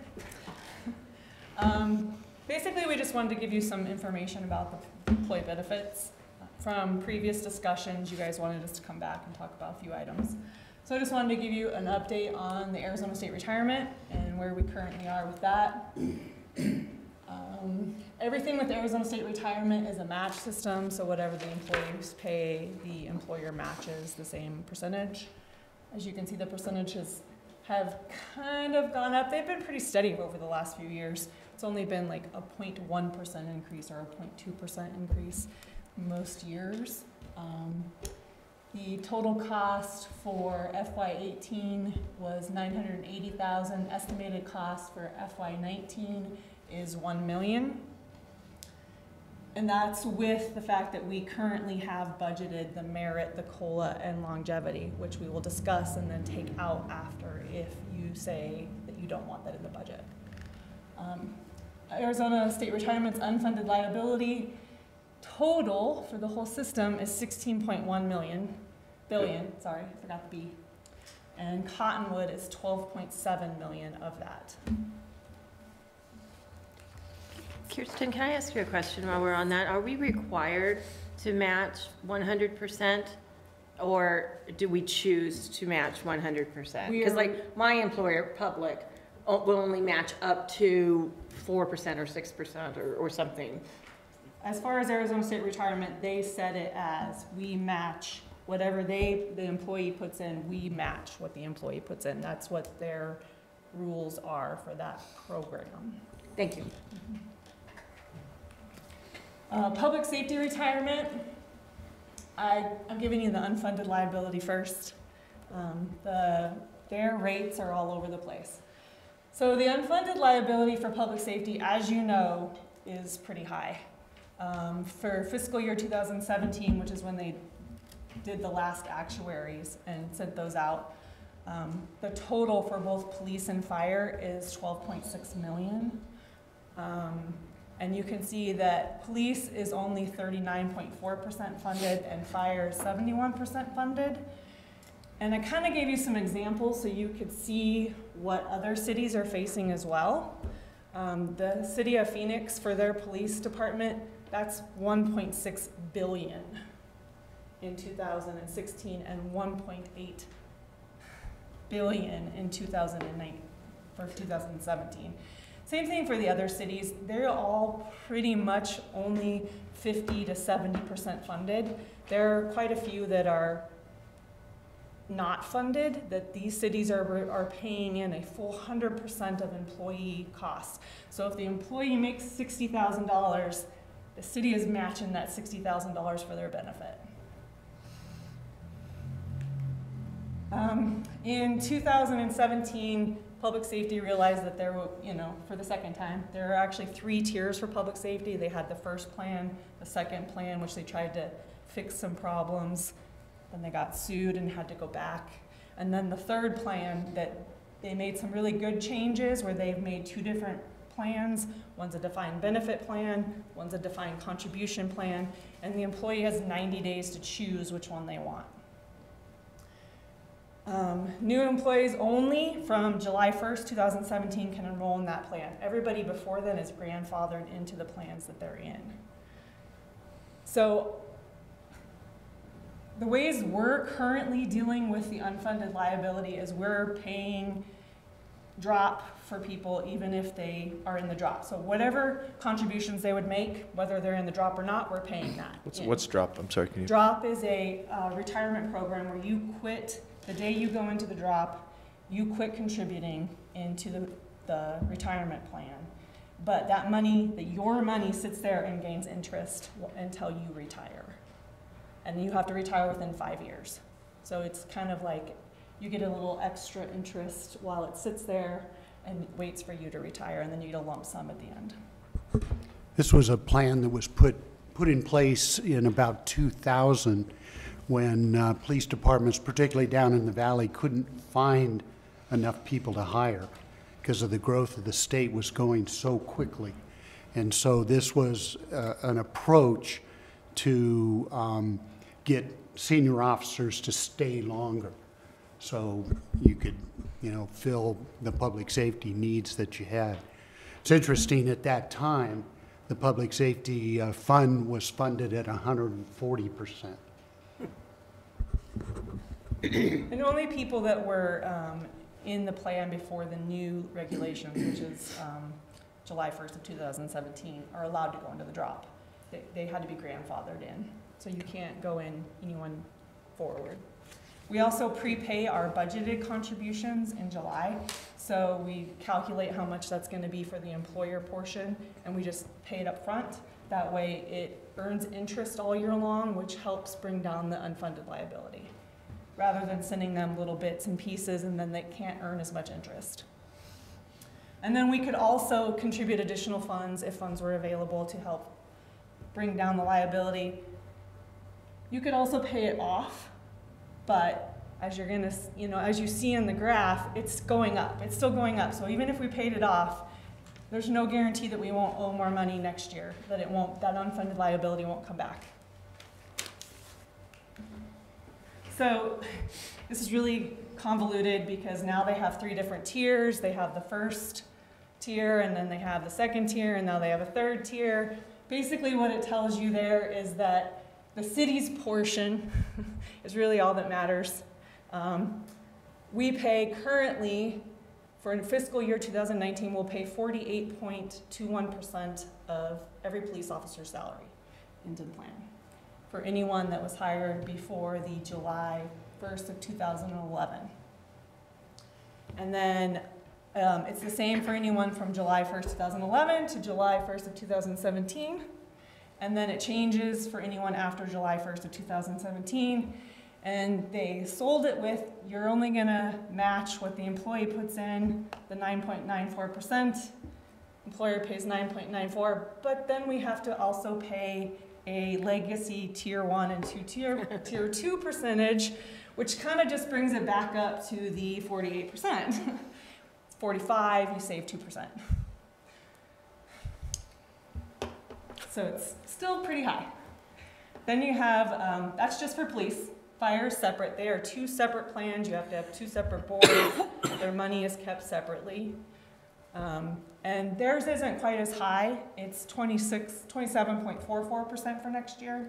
And then the legacy is 9.94 plus 12.76, which gets you to 22.7%. And theirs is lower because they were a smaller department for a very long time, and fewer retirees, and fewer disabilities. Are you able to explain the legacy tiers, please? How, is there a way to get out of that tier to a more favorable tier? No. Anyone who was tier 1 is anyone that was hired before a certain date up to July 1st of 2011. And that's just that grouping of people. And then the next tier is tier 2, which is July 1st, 2011 till this last July. And it's just that they set the rates back when they started that plan. And so when they tried to change the rates, they got sued for changing, saying they said it was unconstitutional, that they can't change it. And so then they had to revert it back to what it was. Oh, sorry, go ahead. So we have no real say in how those rates are set. It's all done by the actuaries. They say this is what you need to pay in per employee for this tier, and this tier. So then I misunderstood the rates that we looked at that were for, the previous hire dates. It looks like they did go down somewhat as far as for the new, on the last slide. Yeah, for the tier 3, the newer hires.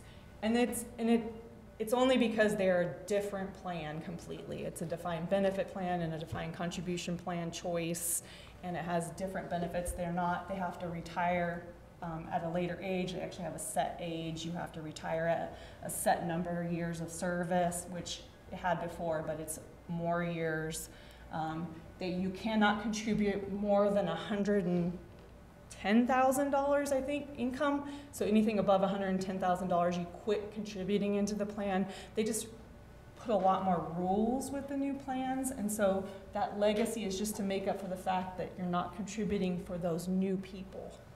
Understood. So then in the past, like for example, tier 1 or police legacy 1, that 47.6%.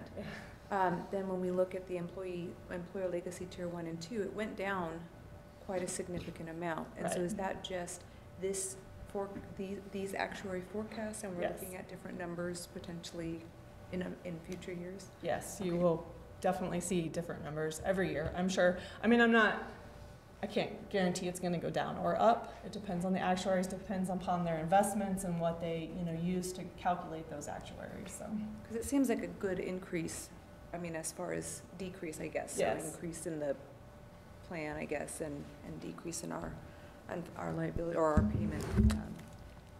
But we just wait and see what they tell us then for next year. Okay. And how far out do they forecast those numbers?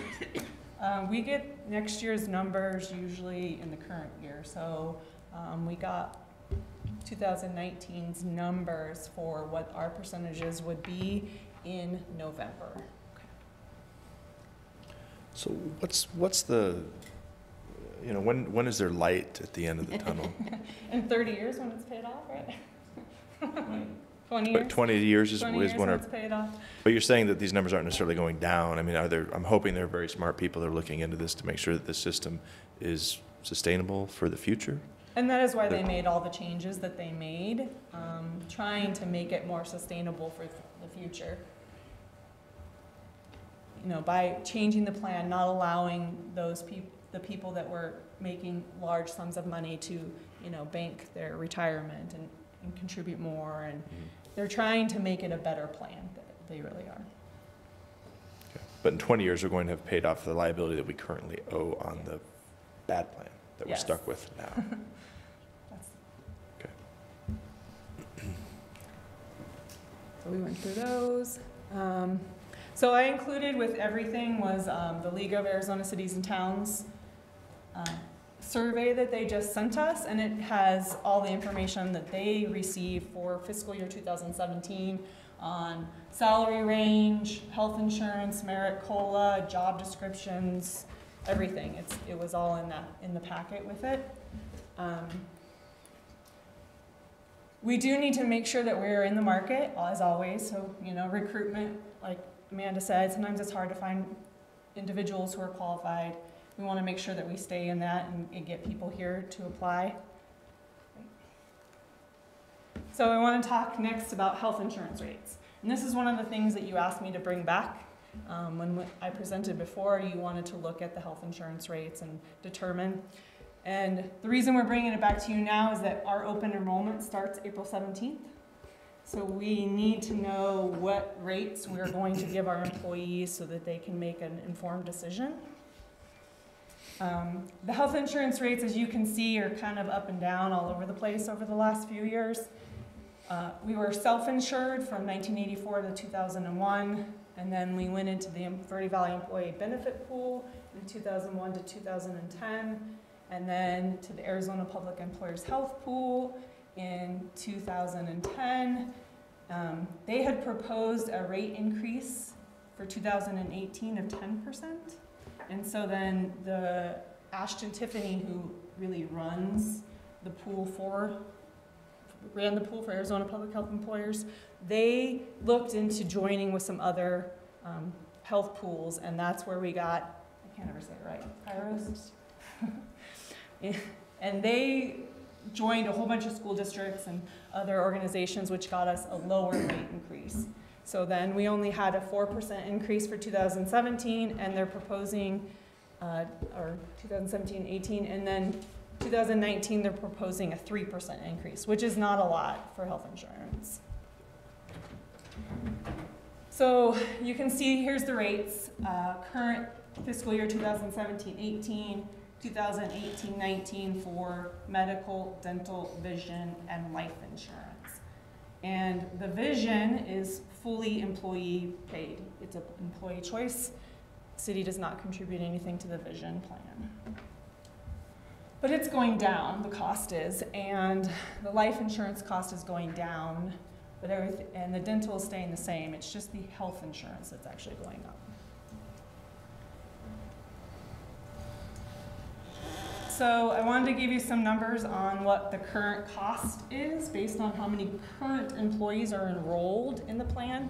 Not all 204 employees actually enrolled. There are a couple that have opted out, and you can opt out if you have other insurance somewhere else. So monthly, the employee coverage, just the employees for the city of Cottonwood, is $151,000. Annually, that's $1.8 million. And the employer covers $355,000 of the dependent cost, And the employee covers $308,000 of the dependent cost. And the total dependent cost is, am I reading that right? I put this all together and then I haven't looked at it since then. It's not a large sum for the dependents. We only have, out of all the coverage, the majority of employees don't have their dependents covered. It's a very small number. So I did compare different cities and looked to see what they cover. These were a few of the ones that we had called before, and then some of the ones that were in the packet from the League of Cities and Towns. And you can see that the majority cover 100% of employee cost, and then as far as dependent coverage, it varies. And as far as the employee monthly cost, that varies as well. Is there any reason why, like Celerita and some of these others fund 96%? What is there? I'm sure it's probably just a choice they made at one point in time. Because they can. But I mean, as far as the employee coverage, it seems like most do 100. It's probably just a choice that they made at when they started their plan and said, this is what we're going to do, this is what we're going to cover. And it could possibly go up, like if the cost of the health insurance goes up, they may cover like 1% less or 2% less. Or. Mm-hmm.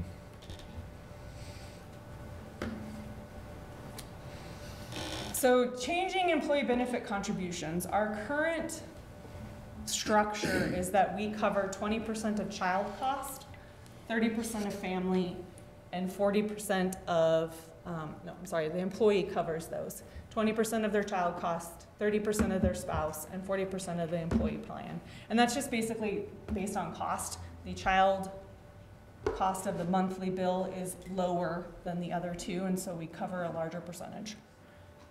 Currently, like I said, that's $310,510 a year. And I just wanted to give you some options of what changing that would be. And so if you increased every tier by 10%, so you charged for children 30% instead of 20%, it would only go down by $83,000. And then if you did it 10% more, it would go down by $166,000. And so you can look across and see what that savings would be if we changed our current tier structure for the benefits. The last charge 10% to employee for employee. So currently we cover 100%. If you charge them 10%, you made them pay 10% of the employee coverage. Oh, I see.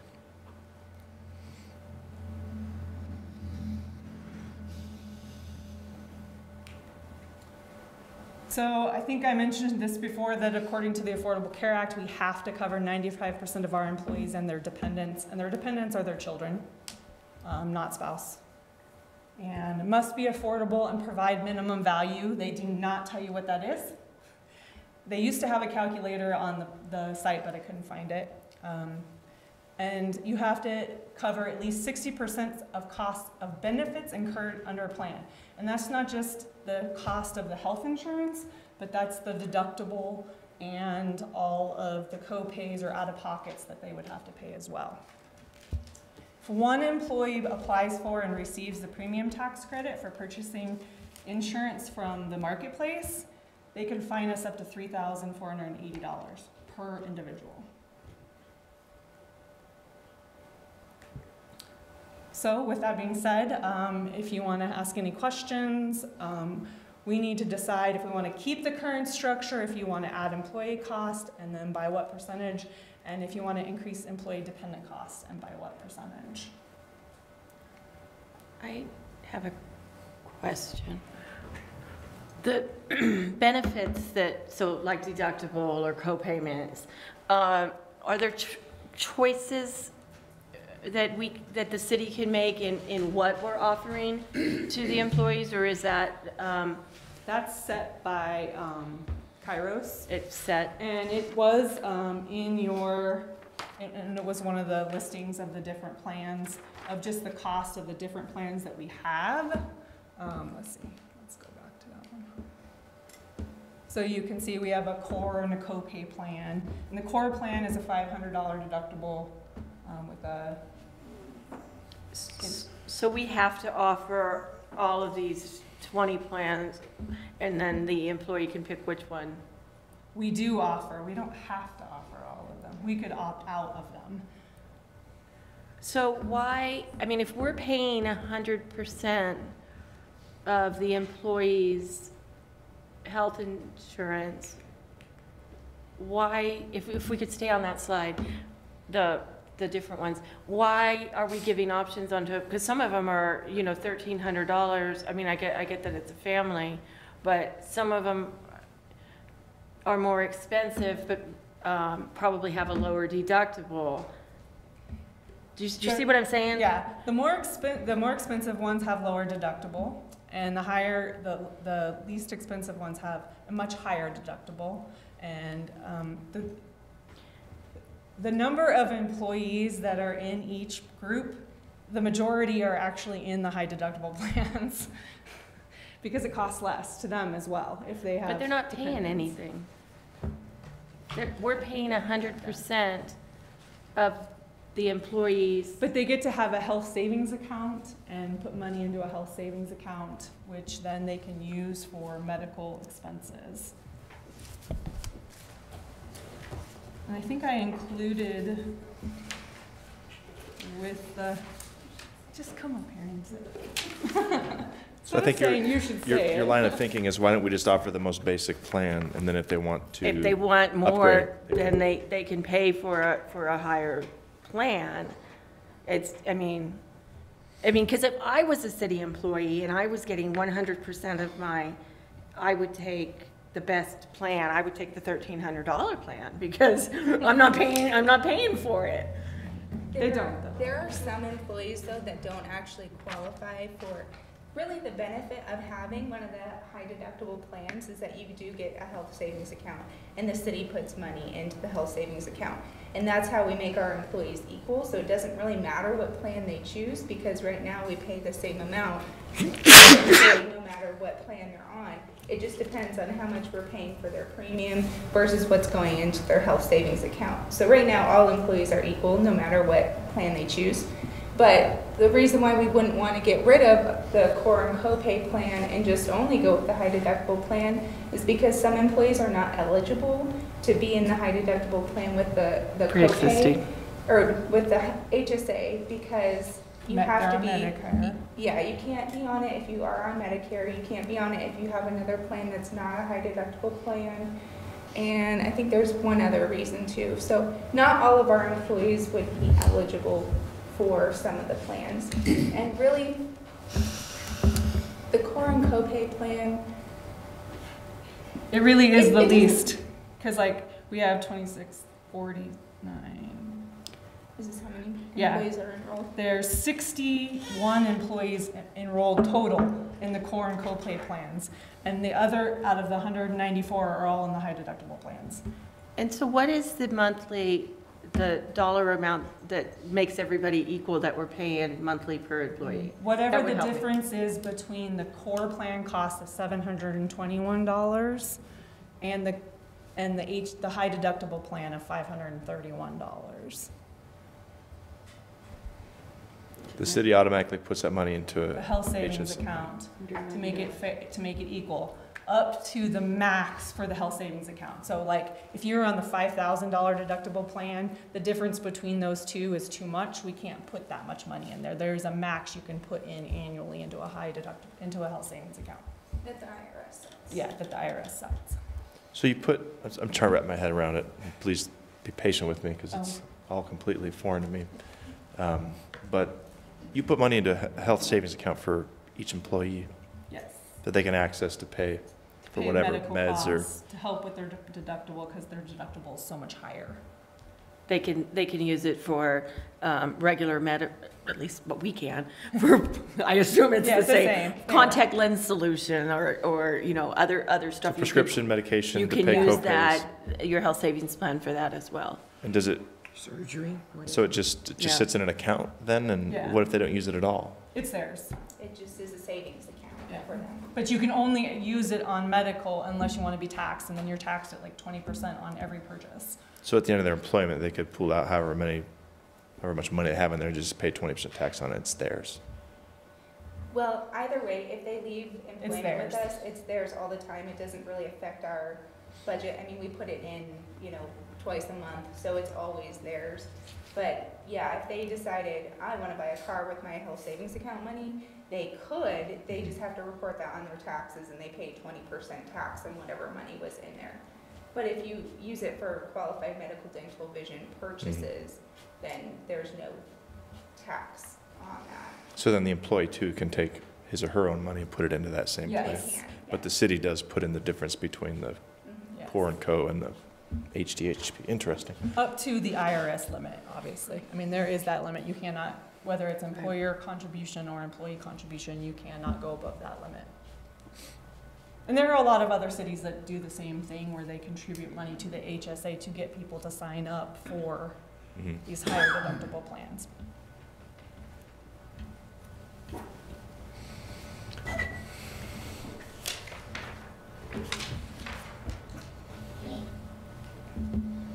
Do you want me to stay on that one? No, or I'm you wanna good go? now, thanks. Can you just quickly touch base on the dependent coverage ranges that when you polled other cities, like Cottonwood, for example, 60 to 80%, Prescott 57.5 to 95%. How does that range come into play?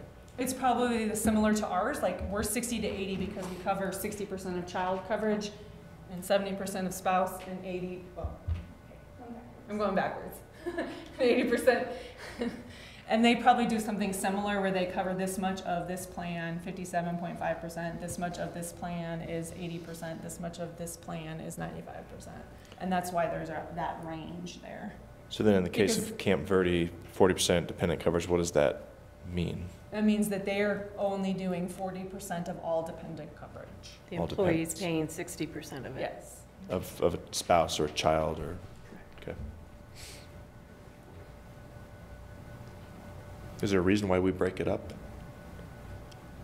Just because of the cost difference, I mean, it's not super, the child coverage is only $11.92, so by covering a different percentage, it's giving you a similar benefit because the cost is less.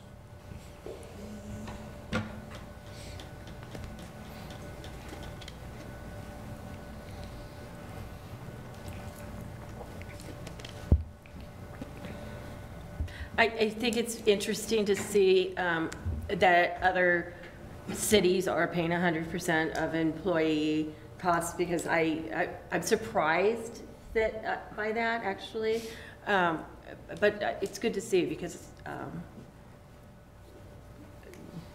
I'm just surprised. But I'm glad you're displaying it. But it doesn't appear that Cottonwood is unique or it's not out of line Exactly. with the other municipalities. Yeah.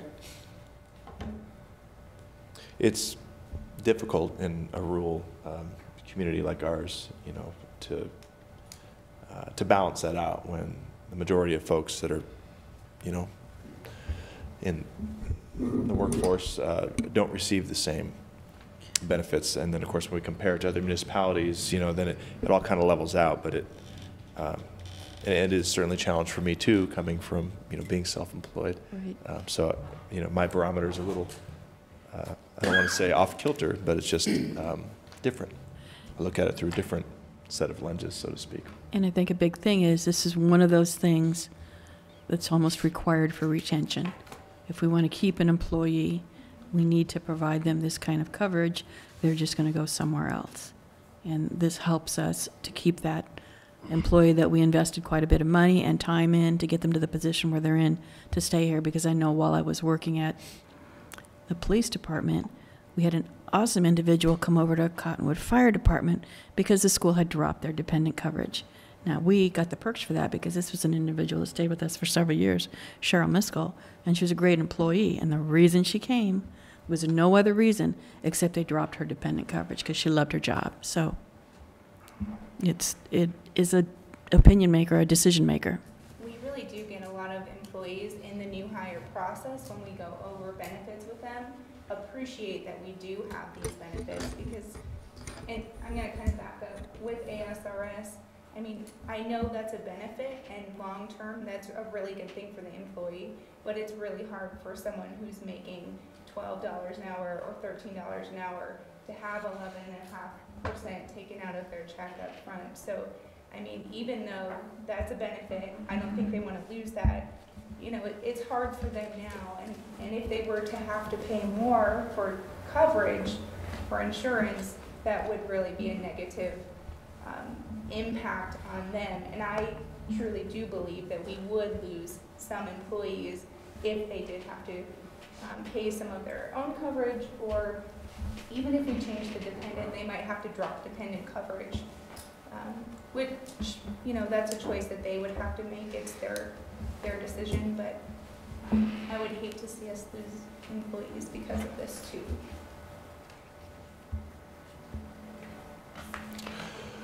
So I think staff's looking for direction on whether or not we want to adjust any of this so they can let the employees know, you know, what to expect.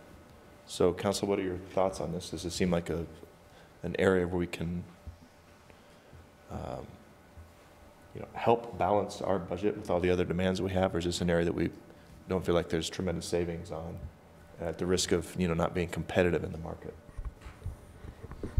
I'm pretty happy with where it is, and I am loath to balance our budget on our employees' backs. So I'm pretty happy with where it is. I understand the psychological need for this as well as the financial need.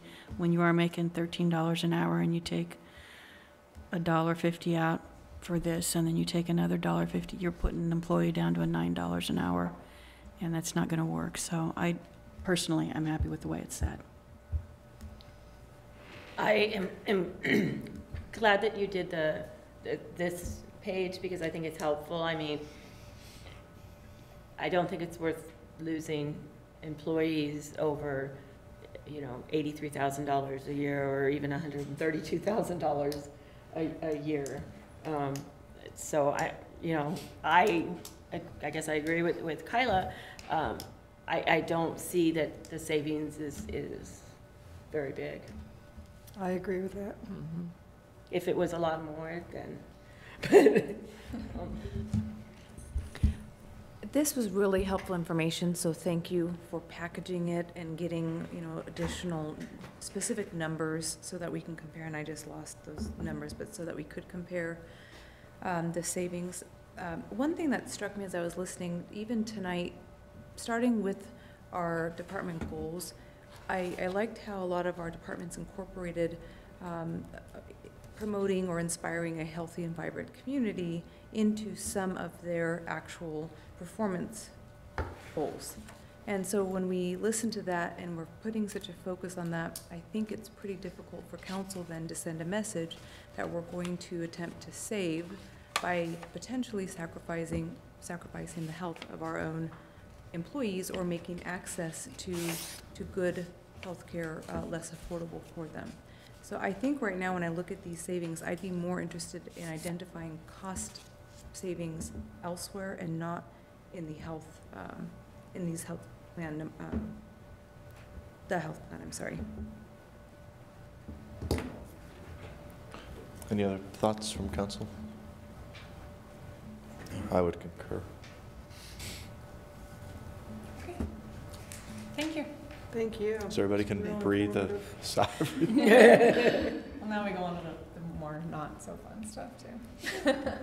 And, you know, and that's a good point. These are, you know, very uncomfortable conversations to have, but I think everyone in the room tonight, at least department heads and everything, understand the overall needs that we have as a city, and we certainly have to look at every way we can to, you know, cut expenses and reduce,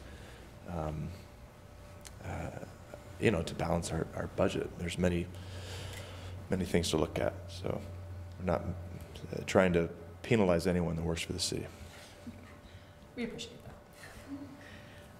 As I've told you before, you know, Prop 206 came into effect 2 years ago, and it's going up to $11 an hour as of January 1st, 2019, and then $12 in 2020, and then it will be a cost of living adjustment, minimum wage adjustment annually, starting in 2021.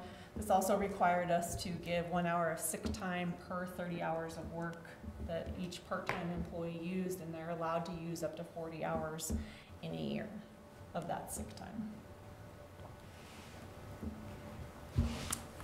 So we have quite a few new personnel requests, and we will go over these again when we come back with the budget so that you can really see it more. I just wanted to give you the information so that you could see what the personnel requests were for this year.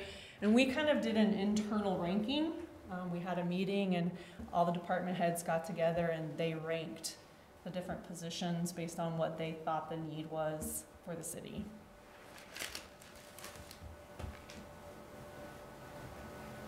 We also had quite a few reclassification requests for 2019, and some of them are at no cost, some of them cost because you have to get them up to the minimum of the range, of the new range that they would be going into. And there's quite a few of those, and again, these were ranked. The library changes are to get them above minimum wage and make sure that they're above minimum wage. Also with the rec center facility maintenance, right? And then the 2 maintenance and streets are to get them above minimum wage so that we aren't paying minimum wage for our workers that we ask to be skilled at that level. The other ones are city engineer, and then my position, and then the firefighter acting officer is a stipend for when they have to be a supervisor, when there is no other supervisor on the truck. Then someone has to act as a supervisor, and it would only be during that time when they are acting as supervisor. So it wouldn't be like an all-the-time adjustment. When you bring this back, the city engineer one, could you compare that to other city ranges and salaries? Yes, and in the League of Cities and Towns salary study, they have almost every position we have listed in there, and their ranges and their salaries listed in there. So you could look in there as well. It's already all listed out, but I will make sure that you get that. I'd like to see what the salary range currently is and what it would be going to. This doesn't, you know. Yeah, it doesn't give you much info. Information, it just says from a 28 to a 30, and then, you know, close to $12,000. So we'll make sure that's with the next presentation. The minimum wage ones make perfect sense, but that one just kind of, you know, stands out because obviously at GL 28 is making a lot more than minimum wage. Yes. So. So now to merit. You also wanted me to come back and talk about merit, about the percentages that we pay out for merits, and so then I'm giving you examples of what other cities do. It's also in the League of Arizona Cities and Towns. Pretty much any city that answered has given their percentage that they give, and you can see it. It's really across the board. There is no standard. It's kind of everywhere. And when they gave this to, for instance, Camp Verde, that's not their average. That's what? We just asked the question and took the answer. So some of it was also to bring back, to get back market value. So certain percentages of the cities that I contacted gave me the reason for that and said, yeah, we had to do that because we were behind. And so we had to do, in a way, it's a merit, but it's a disguised, you know, increase to bring everybody up to par in terms of salary. And this is just merit. This isn't COLA. A lot of the cities did merit and COLA, or just did COLA, or just did merit. It really varies. I know Sedona is getting ready to go to their council with a change. They're going to propose to eliminate COLA and just do merit. She wouldn't tell me the percentage, but I'm sure that would be in their meeting when they have their meeting about it. I have a quick question. In the minimum wage law, was there not something in there in the future about requiring a COLA? I think it's only minimum wage COLA to bring up minimum wage, to have it stay up with the cost of living. Okay. So for any position that's above minimum wage, the COLA is not required? It's not required. Okay. That is something that every year or two we bring you the numbers, and if there's money for it, we ask, you know, if you want to budget or not. So it's usually hasn't been budgeted a few years, and it just kind of depends on if there's the money for it, and if you want to put it in the budget. Won't that create compression issues though, if minimum wage is $12 an hour and they get a 3% COLA? It will. Somebody's making $12.25 an hour. Yeah. Exactly. We will have issues in the future as the COLA go, you know, as minimum wage goes up, and those people that are in the lower level ranges, we'll have compression issues with that as the years go by. Unless we give a COLA as well, and then that would bump up all the ranges, and we would not have that problem.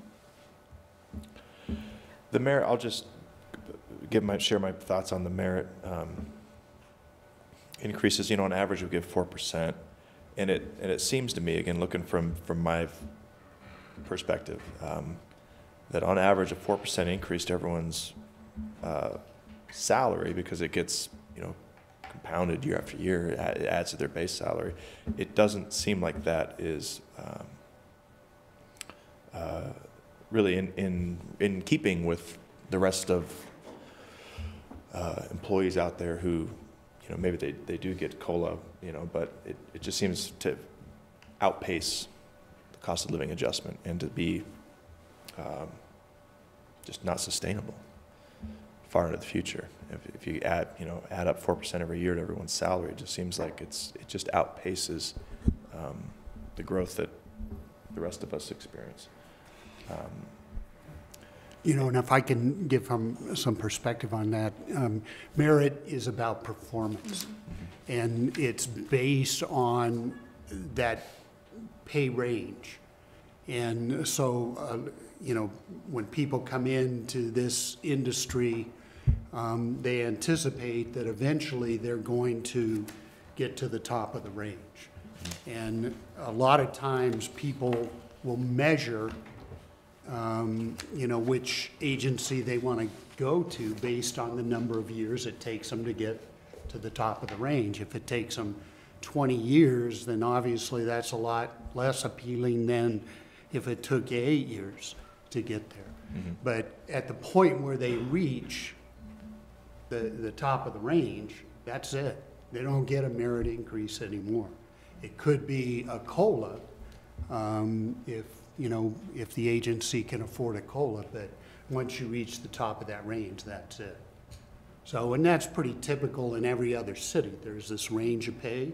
You start at the low, and the number of years, depending on your performance, you get to the high. And, you know, that's where it stops. We currently have 14 employees that are at the top of their range.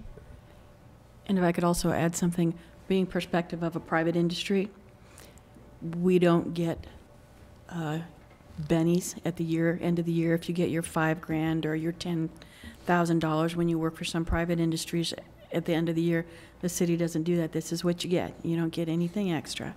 And once you reach your cap, you're done. So as far as sustainability, it's 4% every year until you reach that cap and you're done.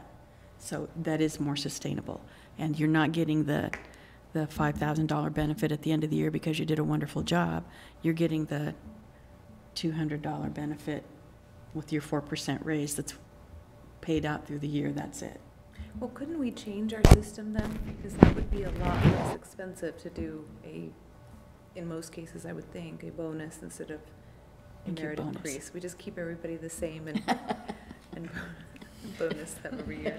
And I am joking. That was not meant in serious. So my concern though is, we talked at other meetings that, again, not everybody is getting the merit increase every year, So does that 4% average include the zero, everybody, or is it the average increase of those that get the 3 to the 5 range? It's the average increase of those that get the 3 to 5 range. So they average at a 4%. They're not getting all, average is at not the 5. Not everyone's getting the 5. So the majority, it's in the middle somewhere. And we've changed our merit percentages too. It's not just 3, 3.5, 4, 4.5, 5. It's 3.25. It used to be 3, 4, 5. Right. Now we 3, 3.5, 4, 4.5, 5, and then halves at 6 months and 1 year and full day. And Can you repeat what she said, because the mic won't pick it up? Come on up, Amanda. You explained it so well. We used to have, a long time ago, we had more, you could get more than 5% when we had a compa ratio, but that's maybe 5 years ago or so. Then we had, you could get 3%, 4%, or 5%, and it's based on your performance evaluation scores. So if your average score is a 3, you get 3%, 4%. Now we changed it as of July 1st to have halves. So we have less people getting 5s, more people getting 4.5s. So now you can get 3, 3.5, 4, 4.5, 5. When we hire a new person on, they're on a 6-month orientation period. At the end of that 6 months, they're given an evaluation and they're eligible for half of the merit increase at that time. So if their score was a 4, they would get a 2% increase at that time. At the end of 1 year, they're eligible for another half, and it's dependent upon their new scores. Then after that, it's just the full amount annually. So if it's performance-based, which it should be, it's a merit increase, how is it then that if somebody has earned a 3, which I'm assuming means average, yes, that they're eligible for a merit increase? Well, you can actually score unsatisfactory too. So it used to be 1 through 5. Now we eliminated 1 and 2 because when you had a 1 or 2 or you're unsatisfactory, you're not eligible for a merit increase and you're put on a performance improvement plan.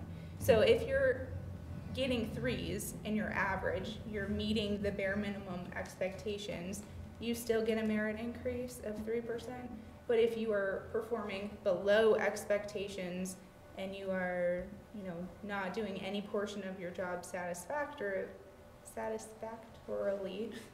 think that's right, then you're put on a performance improvement plan and you don't get a merit increase until you improve your performance.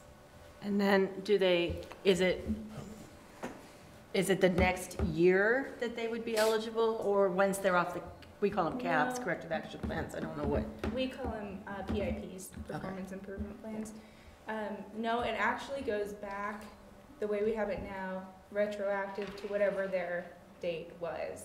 So they still have to go through the performance improvement plan, improve, lift their scores up, and then they still get their merit increase retroactively to whatever their date was. So that's not good. So do we do reviews on their annual hire date? It's not. Yes and no. When they are on their hire date unless they get a new position. So we have several employees that promote, and it's just whatever that would be a new that would be a new start date. So, right. Okay, so managers are doing reviews throughout the year. Yeah, there's no one specific time of the year. We have them scattered throughout the year. Because a lot of private companies have moved to, once a year, which is the way my company is. We do them all in February, everybody. So you got 14 employees, you're doing 14 reviews in February. So that would be hard here. That'd be overwhelming.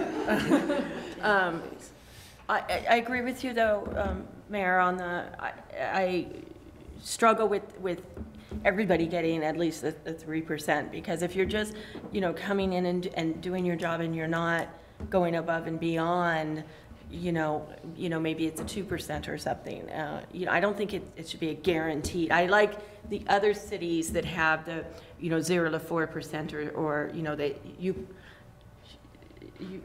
you might get 1% or 2%, you know, you're not guaranteed that 3% because basically we're saying, hey, just come in and do the basics, you know, do enough to get by, and you're guaranteed a 3% raise at your anniversary.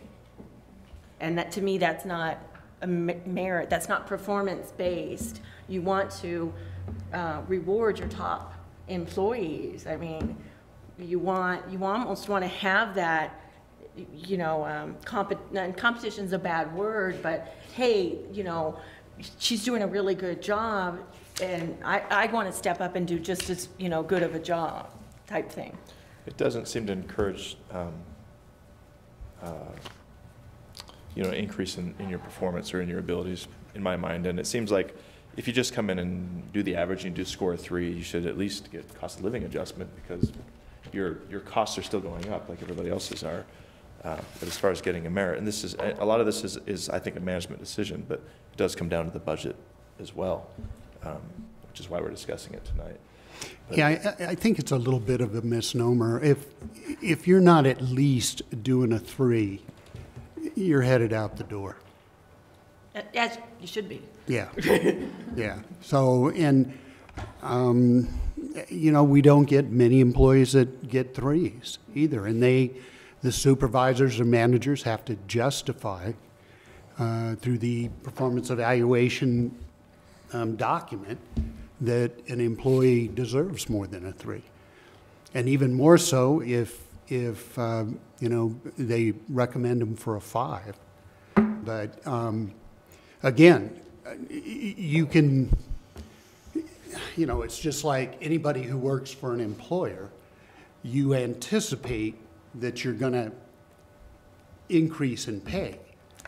Maybe it's on an annual basis, maybe it's on every 6 months basis, but I think, you know, that's just the way the process goes. Now, if you're self-employed, that's probably not the case, but in here in the city, we do it a little more formally in that, you know, you're going to come in at this pay rate, and this is the most you're going to be able to make in that particular position.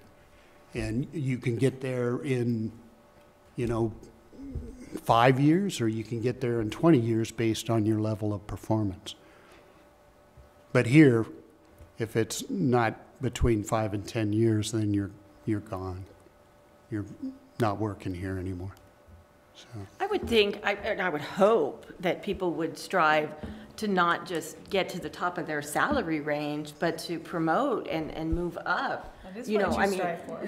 the goal shouldn't be, hey, I want to get this job with the city and promote to the top of my salary range. The goal should be, I want to get in with the city and promote within the city and eventually be the city manager and run the place, you know? I mean, that should be everybody's goal. We actually have a lot of people that are a lot smarter than that, and they know that's not what they want to do. But it looks But seriously. All right, the finance director, you know. I mean, seriously, not everybody wants to be or has the abilities to be a city manager I or was a police joking chief. about. Yeah, I was mean, joking that's, about I get you. the city Yeah. manager, you know, Yeah. position. But I would hope that somebody comes in as a, you know, we'll just say library specialist, or Matt, let's just say Matt, you know, came in. I would hope that he'd eventually want, you know, Mary Ann to retire, and he's gonna, and he's striving for her job. You know, I mean, I would hope that people are coming in striving to move up. Right, absolutely. The city. Yeah, absolutely. But then again, you have those people that, you know, somebody who's a good patrol officer, they're happy doing that, they do a good job at it, you know, they're okay with that. And that's why we put in place a longevity program. So as long as they're performing well, they are eligible for that longevity program. But in the last, you know, 12 years, we've only been able to fund that one time. So, right. I agree with you, especially but that's what with it's about. Police and fire that, Yeah. you know, I 100% agree. any other questions or thoughts to share on this?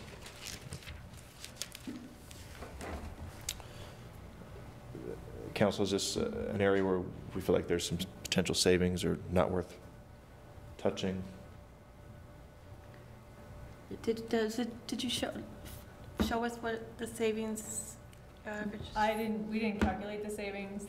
That's the cost at the current, and that's giving everybody that can get a 5 a 5. That's how we put it in the budget, just in case. We don't want to under budget and have everybody get a 5 and everybody be fabulous, and we'd love them to all be fabulous and get 5s. But it's the easiest way to budget is to say, okay, Right. if you can get a 5, you get 5%. And that's what we put in the budget.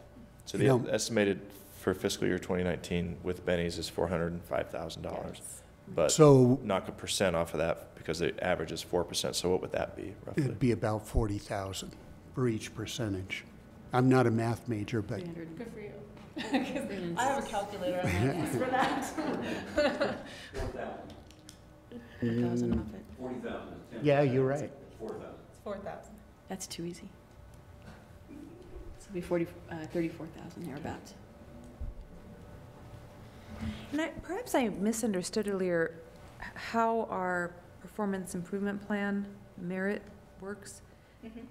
Can you explain that in a little bit more detail? So they still, so their increase is retroactive to the date they went on the performance improvement plan, or what date? If they improved in that area. So sometimes people go on a performance improvement plan and they have 4s and 5s in multiple areas, but they have one area that they're really lacking in. So maybe they have a 2 in one area, but 4s and 5 and all the rest. You can put them on a performance improvement plan for just that one specific area. So the way we have it set up now is if they have unsatisfactory in any of their areas, they have to go on a performance improvement plan. And our improvement plans kind of vary. You can do it anywhere from 30 days to 90 days typically. Usually we don't want to go past 90 days because if they're not improving in 90 days, they probably shouldn't be here. So that's typically what we do. Then at the end of that period, if they improve and they do get their score up in that area, then they do get their merit increase retroactively back to their evaluation date. That's if their performance improvement plan is paired with the evaluation in general. Sometimes we use performance improvement plans mid-year when it has nothing to do with their evaluation at all. There's just something that they need to improve on. Ideally, that's when we should be doing performance improvement plans all the time, but that doesn't always happen. So that is how we do it currently. It is retroactive, but it's not to say we can't change it.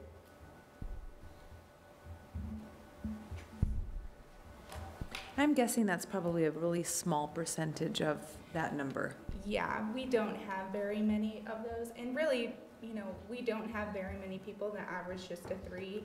We have a few that are 3.5, but really the intent when we changed our evaluation system to go to the half percentages, that was to help make things a little more competitive, because before, if you got a 3.5 or more, or 3.5 to 4.4, that's a 4. So you could have someone who's barely making a 4 and someone who's almost a 5 getting the same percentage, and then it kind of stymies almost the people who are almost at a 5, and it kind of makes them try less hard sometimes. So introducing the half percentages was to help make things a little more competitive again.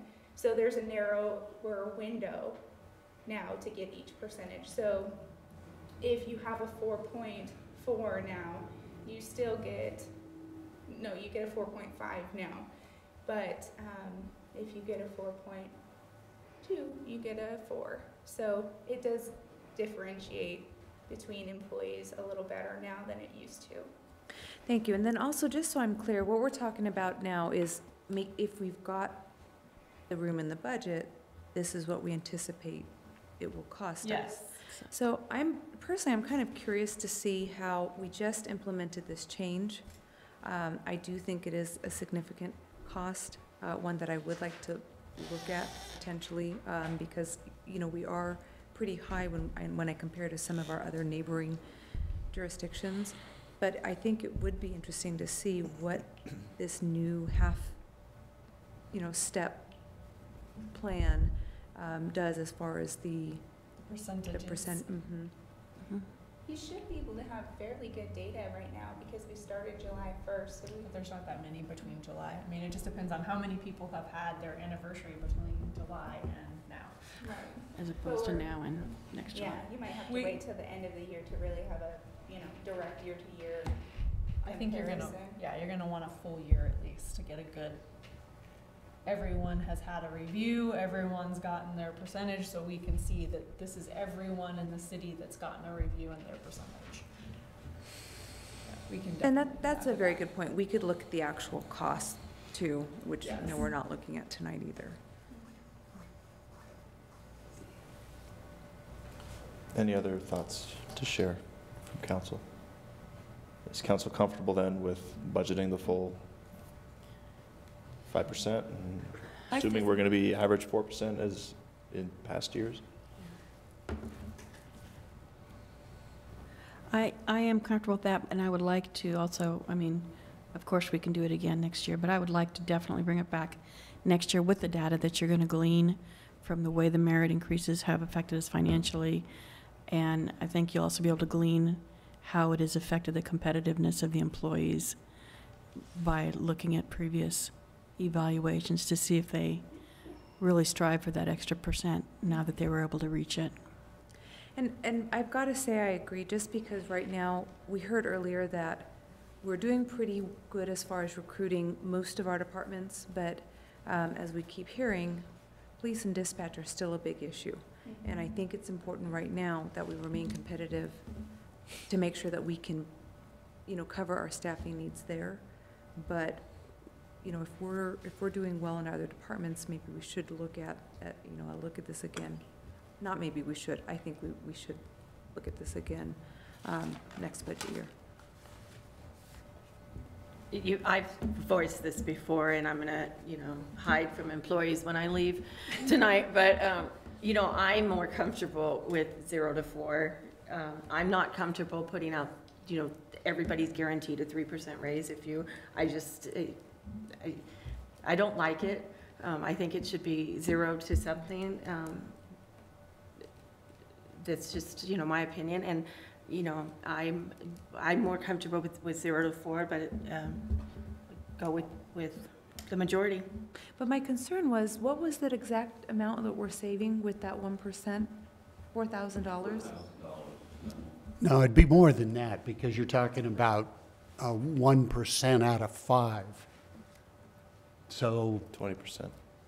Yeah, so it'd be 20%. 20% of the. Yeah, not 1%, $8,000 less. No, 80. Or excuse me. Yeah, so it'd be 80,000. Right. No, if he dropped it. So it's 80,000 for each 1% you take out. And I just, looking at what other cities, looking at, Camp 32%, Payson, or Sedona was 1.5 to 3.5. I think I only saw one that had the 5, Tucson. Well, Carefree, they were kind of an outlier with 7 to.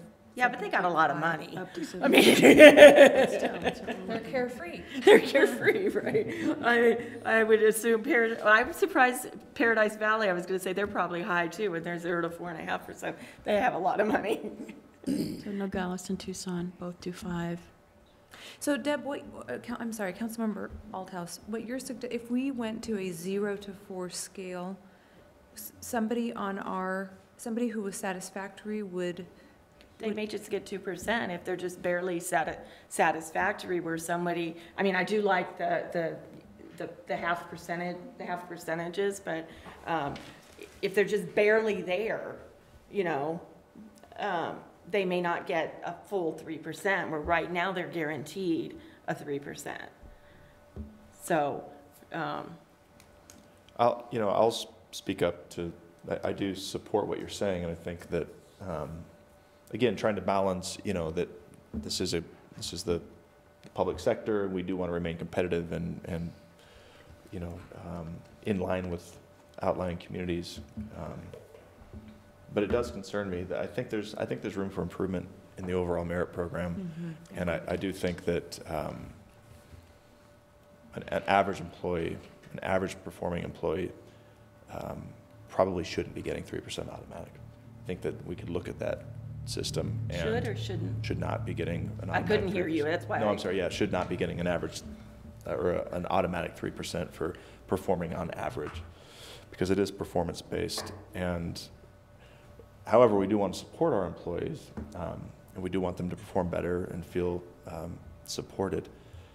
And along that same line of thinking, you know,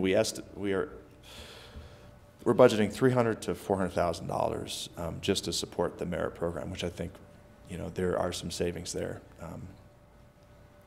And then if you look at the reclassification requests, you know, we could fund all the reclass, but we could also be funding the new personnel requests and support some of our departments better so that our employees also would perform better.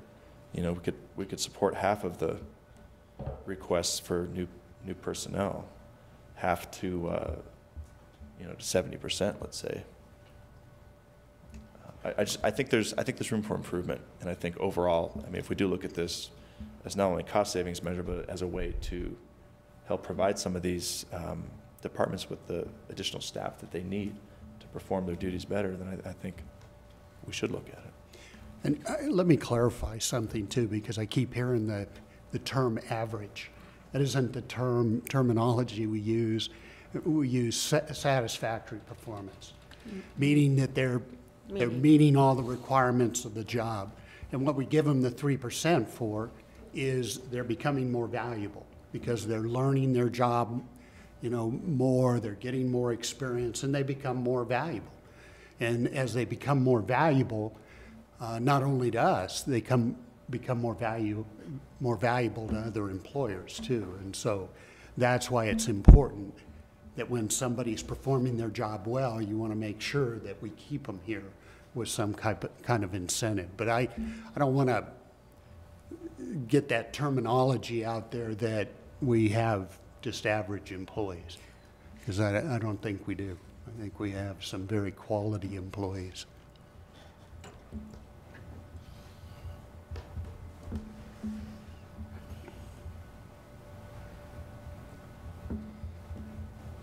Okay. So it sounds like we're not making any changes to this then this year. Is that,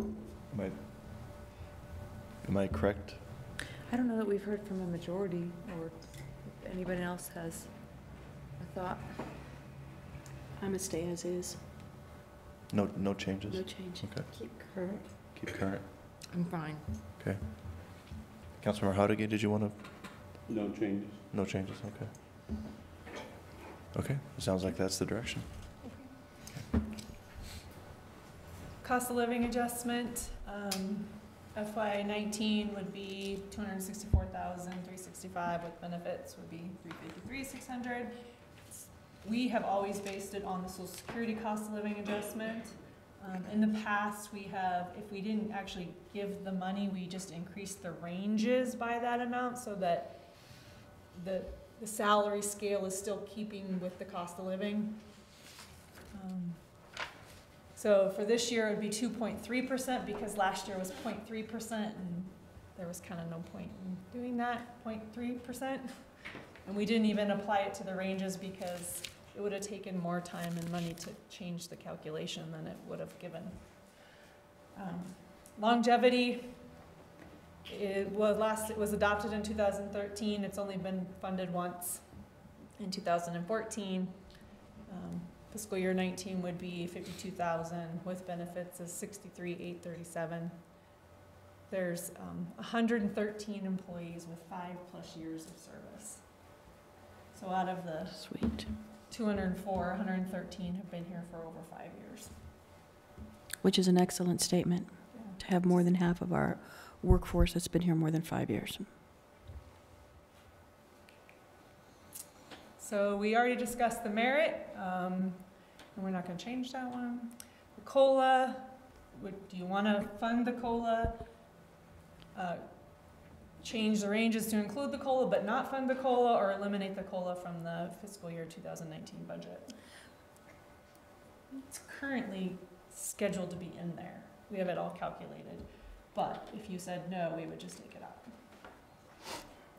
I don't know how we can make a decision on that without seeing how to balance the budget. I mean, we're gonna have to cut stuff, and every year COLA and longevity are cut because we have to balance the budget. So personally, I can't make a decision on that until I see the actual budget that won't be balanced, that will be brought to council. May I ask a question? I know we've sometimes put these in the budget and then not funded them later down the line, right, which would be my preference to, you know, somebody leaves us $1 million and we're able to fund that. Somebody doesn't and we're not able to fund that. We have the option available in there. If right now we say no, then it's a no. We're not going to be able to fund these. So I always like to have the option, just in the event we're able to fund that longevity. We haven't been for 12 years, but once. But in the event that we would be able to, it would be nice to be able to give that perk to those employees that have been here for over 5 years. That's kind of where I'm coming from. I mean, I'm not here, let's go ahead and give it to them, but I would hate to cut that off in the event we do have the ability to pay it. I mean, typically we don't do the COLA. We raise the range, which is a great idea. I just want that option. You know, the critical decision tonight was the health care, because we had a deadline on that. And to be quite fair, generally what happens is Rudy and I go through all the budget requests and pare it down to what we can afford, and then consider whether we can fund this, particularly the COLA and the longevity. And so this year we're doing it different in that you know, you're involved in those decisions. And so I appreciate that you want to see the rest of the budget so you can make informed decisions on these kind of questions as well. Because quite honestly, there's, as you saw, there's a lot of personnel requests, reclassification requests. There's quite a bit of capital, both under 35,000 and above 35,000, and so there's a lot of balancing that still has to go on. And just one point of clarification that you all know, nothing you can do here tonight by way of direction can result in any allocation or expenditures of money. Right, Yeah. absolutely. And this was a great presentation by Kirsten tonight, very informative. Very good. And so I think this just gives you a lot of good thought going into the rest of the budget process. Agreed.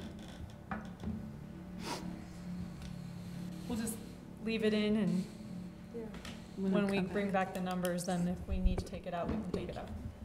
Makes sense. Thank you for the direction. Great Thank job. you. Thank you. All right, council, nothing else before us, then I would move to adjourn. Second. Okay, Mayor made the motion and Councilmember Henry seconded it. All in favor? Aye. Aye. Any opposed? Okay.